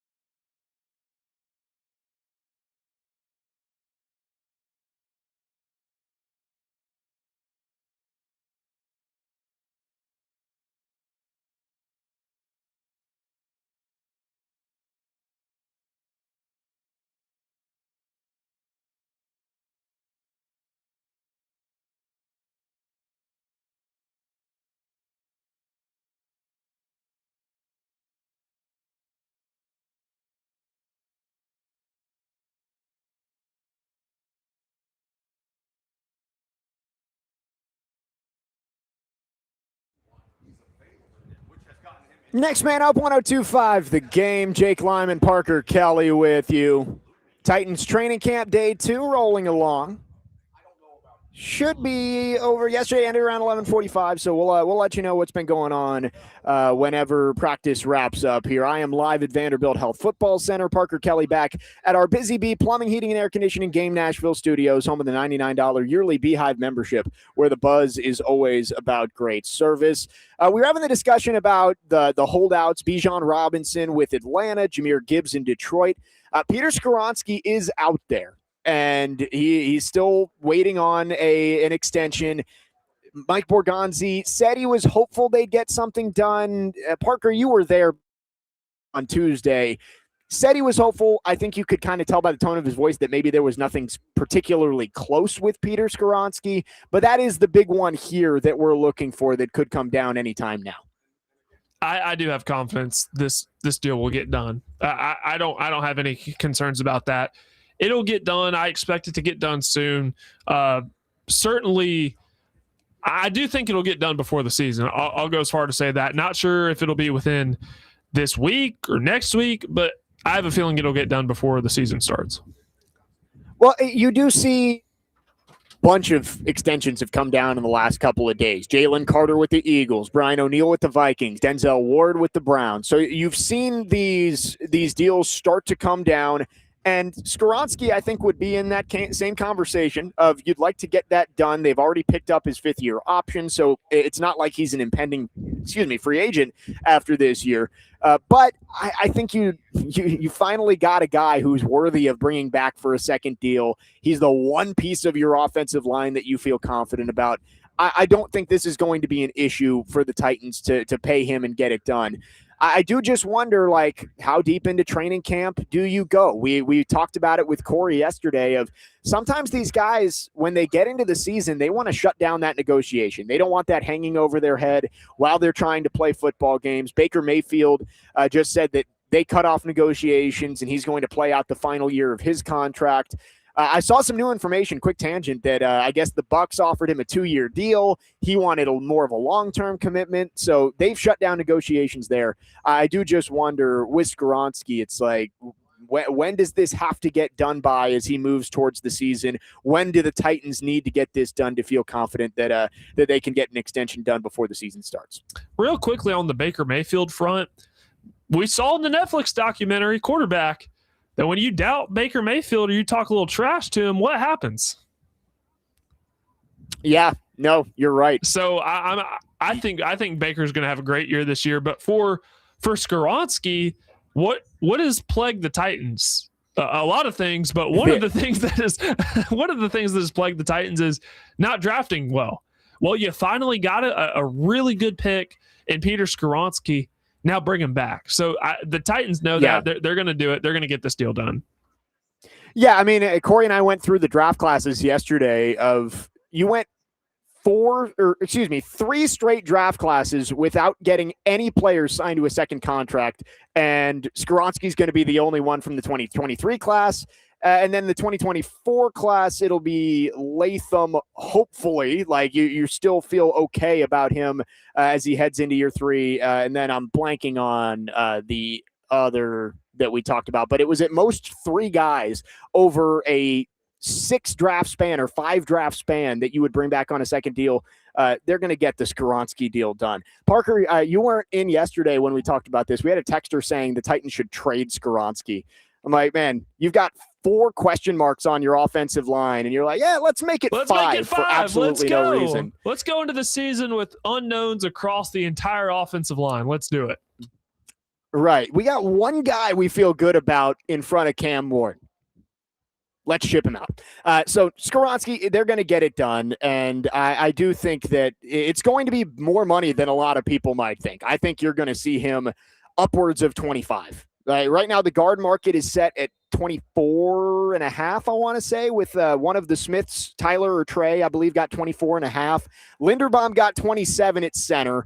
I think it'll be probably in between 25, 26. It's going to be a big money deal, but when you've had so little success drafting and so little success filling in spots along the offensive line, that's a deal you get done. We'll see if that happens in the coming days as as training camp rolls along. Dustin from Hopkinsville is really in on trading for Bijan or Jahmyr Gibbs. Again, Dustin, the first issue is they're not going to trade those guys. And the second issue is it's not just giving them money. You have to give up draft capital. And yeah, Jahmyr Gibbs and Bijan Robinson are very good players. But when you're building up this roster, what it would cost to go get those guys wouldn't be worth it. And again, the main part of this is they're not available. The Lions and the Falcons are going to get those deals done. No chance that either of those teams let those guys out of the building. And let's say hypothetically they were. The Titans are not in a position to make a move like that. Yeah, I mean, that's something that you do if, let's say the Lions or Falcons were the worst team in the league, and that was the only good player they had, and they're going to a full rebuild, and they want to get what they can. Sure, and you're a team that feels like you're one offensive piece away. Great. That's not where any of these teams are right now. So, well, we don't need to spend more time on that. I apologize, Dustin, but the Titans are not trading for Jahmyr Gibbs or Bijan Robinson. I did want to touch on this, Parker, that it's been tough, and it's always around this time of the year when training camp starts, you start to see injuries come down. But does it feel like there's been more this year than in previous years? Like to me, it feels like we've seen a lot of serious injuries come down in the first few days of training camp this year. Yeah, the Brian Breesy one with the Giants. There were a lot that happened. With the Saints. I'm sorry, the Saints. I was thinking about the Giants because they're talking to a Giants reporter on the McAfee show. But yes, the Saints. So gotcha. There were a lot of injuries that came down over the last few days. Really unfortunate to see. Also seeing a lot of these. Like there was a former player for the Packers, I believe, that was diagnosed with Parkinson's. So a lot of former players getting diagnosed with ALS and Parkinson's and things like that. It's just a lot of crazy things to see at this point in time. Yeah, and you bring that up. Have you seen the discourse online about Paul asking that question at the press conference on Tuesday? Yeah, I could not avoid that. I didn't see that. I don't understand fans being upset about that question. And I'm sure there are questions that Paul has asked that haven't been great, but he's a professional. I think there are a lot of tough questions Paul asked that are good and maybe other people wouldn't ask. That's a great question from Paul Kuharsky at the end of that press conference before practice starts. So there's no storylines from actual practice going on the field, actual football being played. And you're inducting Chris Johnson to the Ring of Honor. The entire front office and coaching staff just did the Ice Bucket Challenge. I thought that was a great question. I don't understand why anybody had a problem with Paul Kuharsky asking that. Well, I was there, and when he asked the question to him, I didn't think anything of it. I thought it was completely fair. And the second thing, it was at the tail end of the press conference. I thought Mike Borgonzi handled it very well. I thought Robert Saleh handled it very well. They talked about how when you sign up to play football, there understand risks that come along with it. So they handled it beautifully. It was a completely fair question from Paul. Right. I did not think, I'm telling you, I did not think anything of it after he asked the question. I just thought it was a normal press conference as we have. I didn't think anything of it. No, I mean, I think everybody kind of did a double take around the Jared question yesterday around Netflix. And like I didn't think it was a horrible question. Like I thought it was the way it was framed around the specific "we ask" comment, I thought was maybe a little off. But I thought Cam Ward handled that perfectly. But that's a question that I think kind of makes you raise your eyebrows a little bit. The Paul one was not. I mean, that's a question that should be being asked. The people around the NFL should have to answer those questions about what you're signing up for when you play football, given all of the post-retirement issues that we've seen, whether it's CTE, whether it's ALS. You mentioned Parkinson's. Like, all of this does have ties to playing football at a high level. And I thought it was a great question from Paul Kuharsky. Maybe it was just a vocal minority that was in the YouTube chat talking about how that was a bad question and they didn't like it.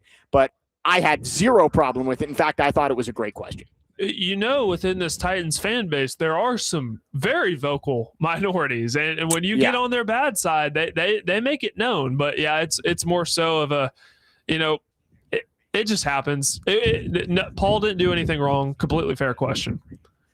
615-737-1025 is our phone number. Titans training camp continuing today. Second day of practice. We are looking over Vanderbilt Health Football Center. We'll give you some updates once practice wraps up. We got a couple more segments on this Thursday. Jake Lyman, Parker Kelley, next man up, 102.5 The Game.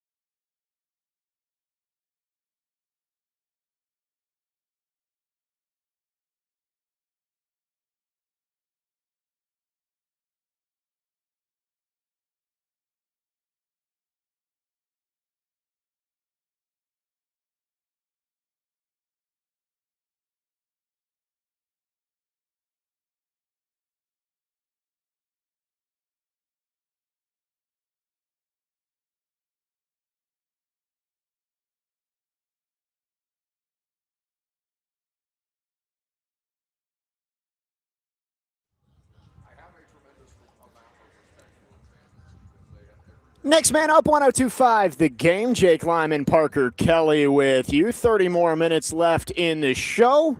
Again, live out here at Vanderbilt Health Football Center. Second day of Titans practice.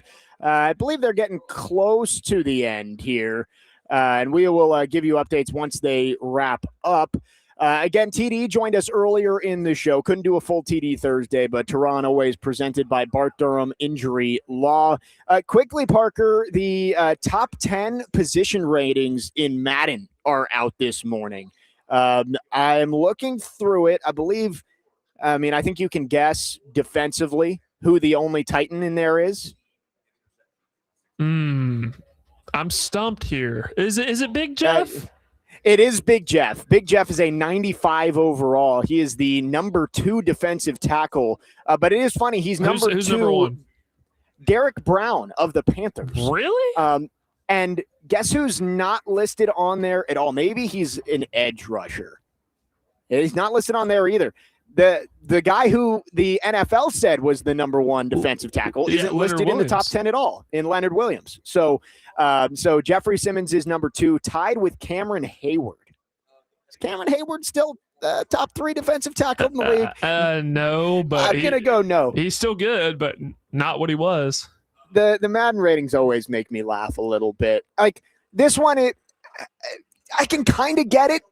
But Patrick Surtain is not the number 1 rated cornerback in the game, which, based on what we've seen the past few years, I think Patrick Surtain is far and away the number 1 cornerback in the NFL. They've got Christian Gonzalez of the Patriots at number 1. I am shocked that Pat Surtain is not number 1. That's just blasphemous. Very good player, Christian Gonzalez, and probably top 3. But Surtain not being a 99, I think Surtain is almost like the off. Unanimous decision for best corner in the NFL right now. Yeah, right. Like I would love to know the science that goes into these Madden ratings and how they come up with these, because there always are just these like little things where you're like, really? That's where you have that guy ranked? Fred Warner, number 1 linebacker. That one doesn't shock me at all. And then edge rusher, Myles Garrett's a 99 overall. Micah Parsons, 98. Max Crosby, 97. So that's, again, just a little thing here with Madden ratings coming out. Madden ratings I take very unseriously. Like, I think the list season, the top 10 from Fowler, where he's actually talking to people in the NFL, that can give you an idea of how guys are viewed around the league. Madden rating ones, you might have just be throwing guys into a pot and pulling names out of a hat to decide who's number 1, especially if Leonard Williams, if the league thinks he's the number 1 defensive tackle in the league, there's no way he's not at least top 10. The disparity between what you were just Leonard Williams being the number 1 in ESPN's list versus not even being in the top 10 in Madden, that just shows you. I mean, it's kind of like the NFL top 100. I mean, how many of these players are actually sitting down and watching every guy intently that's on the list? It just doesn't happen. Right. So anyway, it's stupid. It's Madden ratings, but I did want to bring that up. Saw that those were released this morning. We're going to bounce around here at least until practice wraps up. Parker, the John Sumrall, Dan Orlovsky battle has been very interesting this week. I mean, I guess John Sumrall says that he likes pedicures, which that's fine. Have you ever had a pedicure, Parker? Oh, Jake. Yes, of course I have. Oh, okay. So you are a pedicure guy. Nick Fraser's shooting me a dirty look right now. Yes, I have had a pedicure. What's wrong I with have it? never, I have never had a pedicure. Fingernails painted like Caleb Williams. I'm just getting the dead skin scraped off the bottom of my feet. Sorry to be a little PTI here, but I have been told that I would love a pedicure. I've never done it. I don't have plans to do it, but I also don't have a problem with it. Again, you're right. It's not like you're getting neon pink nails painted on. But I guess Dan Orlovsky got into his man's man bag and basically said, like, guys shouldn't be getting pedicures. I thought that was hilarious. It's funny that Dan Orlovsky's the one saying that. Dan Orlovsky's about as goofy as they come, but I just don't understand. John Sumrall is a football's guy. Like, he's about as football as it gets. And if he's coming out saying this, I don't see the problem with it. Yeah, right. Like, I feel like you can keep to use like the old school, like taking away your man card. Like, if you're a head coach of an SEC football team, I feel like you've got the lifetime man card, right? Like, you can take away my man card. That's not going to stop me from going to get a pedicure. Let me put it this way: getting a pedicure is one of the most manly things you can do. You're sitting in a massage chair while a woman who doesn't speak your foreign language is massaging your feet. I mean, you're one step away from asking for more grapes, are you not? See, I got to say, I brought this up not knowing that Parker Kelley was such an avid pedicure enthusiast. So I'm glad that I brought this up. Again, I've never done it. Maybe this is something that I need to get on the schedule and report back. Maybe next time my wife goes in to get her nails done, I tag along and get a pedicure just for the experience, so I can report back on who's right, John Sumrall or Dan Orlovsky. Listen, I'm trying to pick and choose my battles here, but this is a battle this is a hill I'm willing to die on, and I think I'm making some waves because we got I'm producing a lot of clips back here, Jake. Chad just texted in and said, Rex Ryan just called in, guys. Calm down. Still one of the greatest press conferences ever. Was that Danny Amendola who did?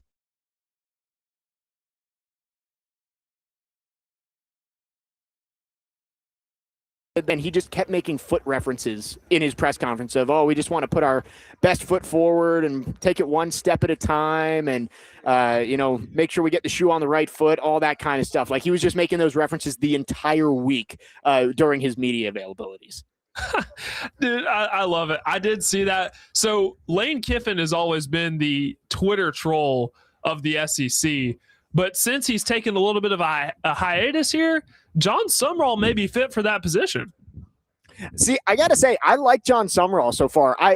We played the top 5 moments from SEC Media Days. I thought the phone ringing thing was great. Like, I don't understand why people thought he was serious there. It was clearly a joke. I thought that was really well done. Yeah, maybe John Sumrall is going for fan favorite SEC coach in year 1.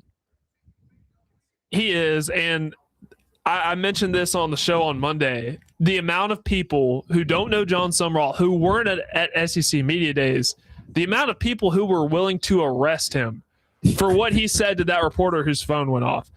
Nobody in that room thought he was being offensive. Everybody could, just knowing John Sumrall, he's sarcastic. It was funny. It was funny.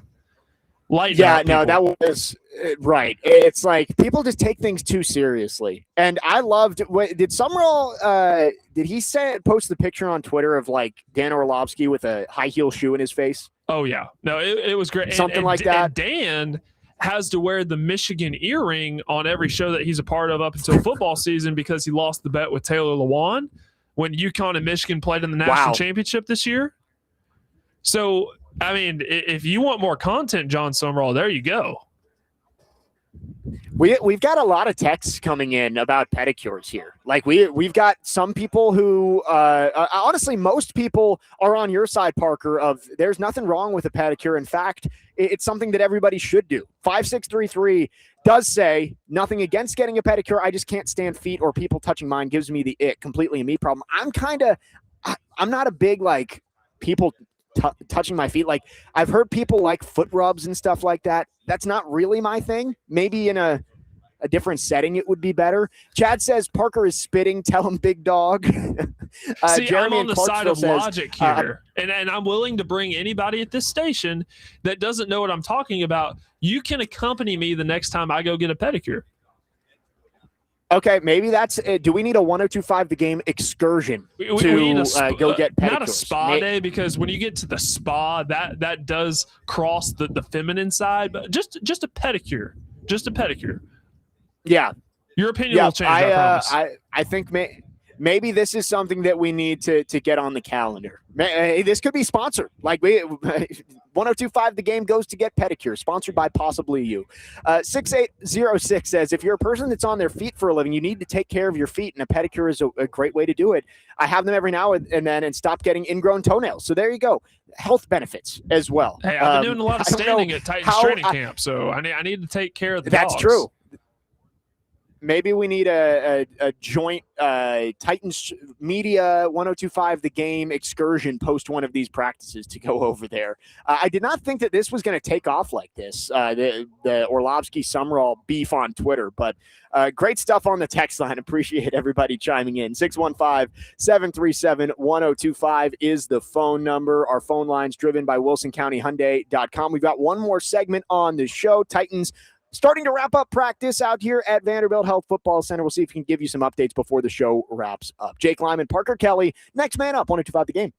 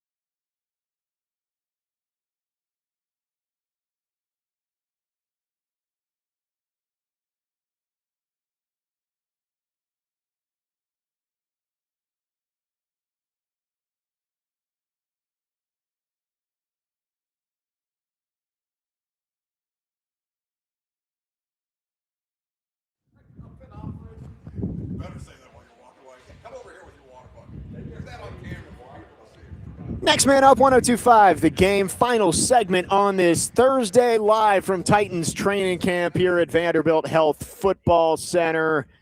Plan is to be back here on Monday for the first padded practice for the Titans. So excited for that. Ben Cool being out here, seeing the team work. Again, practice still going on, so can't quite give you updates yet, but we'll hopefully have some updates coming up. There have been some. There obviously are reporters down there much closer to the action than us, so we'll get you updates about what's gone on here at day 2 as soon as we possibly can. The pedicures conversation had a mind of its own. 4312 says chiropractor is greater than everything else. I will say my dad has been going to a chiropractor for a long time, and he swears by it. I don't know if I'm there quite yet, but eventually might have to go out there for the back. My back is not great for the ripe age of 26 years old. I've actually never been to a chiropractor before. I'd be willing to test it out. I do see videos though of people like getting their back scratched.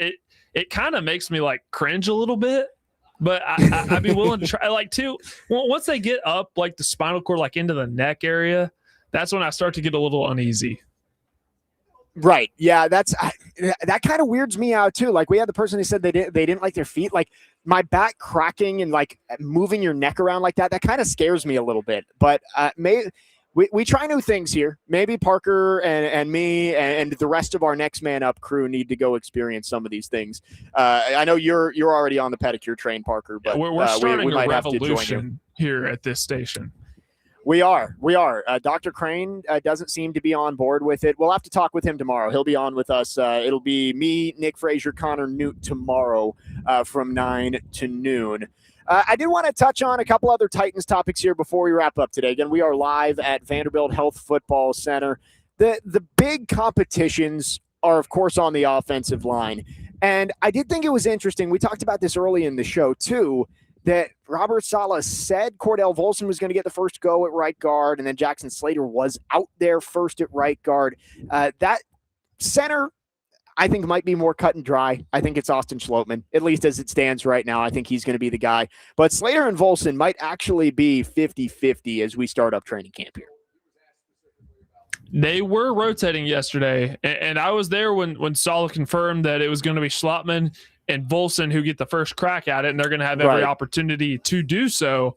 But I remember when we were watching one of the periods yesterday, Slater was out there first at right guard, but then it was Volson. So it seems like they're rotating there, but I don't know. I honestly don't feel great either way. Right. And that's the thing is I do think that that I think it's going to be a rotation here, even as you get into the preseason games. Like I think you might see 1 week it's Volson getting a lot of the snaps with the ones, or maybe if the starting offense gets 2 drives against San Francisco, you're going to see Volson for one series and you'll see Slater for the next. Like I think that one is a true competition. The other competition that I think everyone has their eyes on heading into training camp is the back end of that wide receiver room.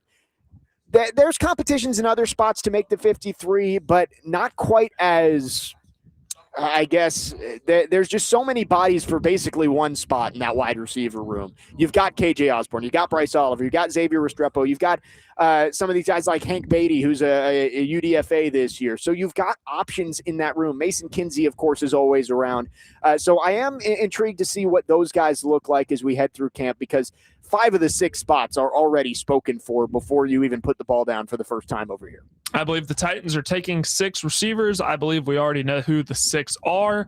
I think they could keep maybe 3 more on the practice squad. You know, Mason Kinsey has a way of sticking around. I'm sure Xavier Restrepo would be on that practice squad as well. Hank Beatty has looked pretty good, at least in the OTA minicamp portion. Another one of those guys that, you know, may not be the best vertical threat, but he's there in short yardage situations and has been getting a lot of receptions.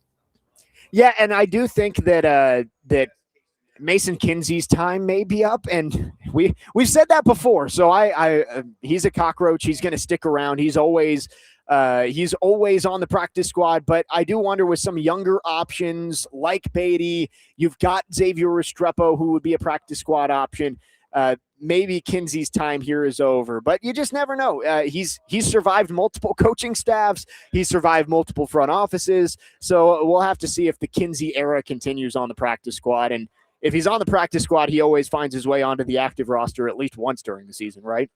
Same with Julius Chestnut. And I completely forgot to mention KJ Osborne, a guy that's just right, a veteran, just been around, certainly provides some value on special teams. I think if there's really any battle within the wide receiver unit, 1 through 5, we already know.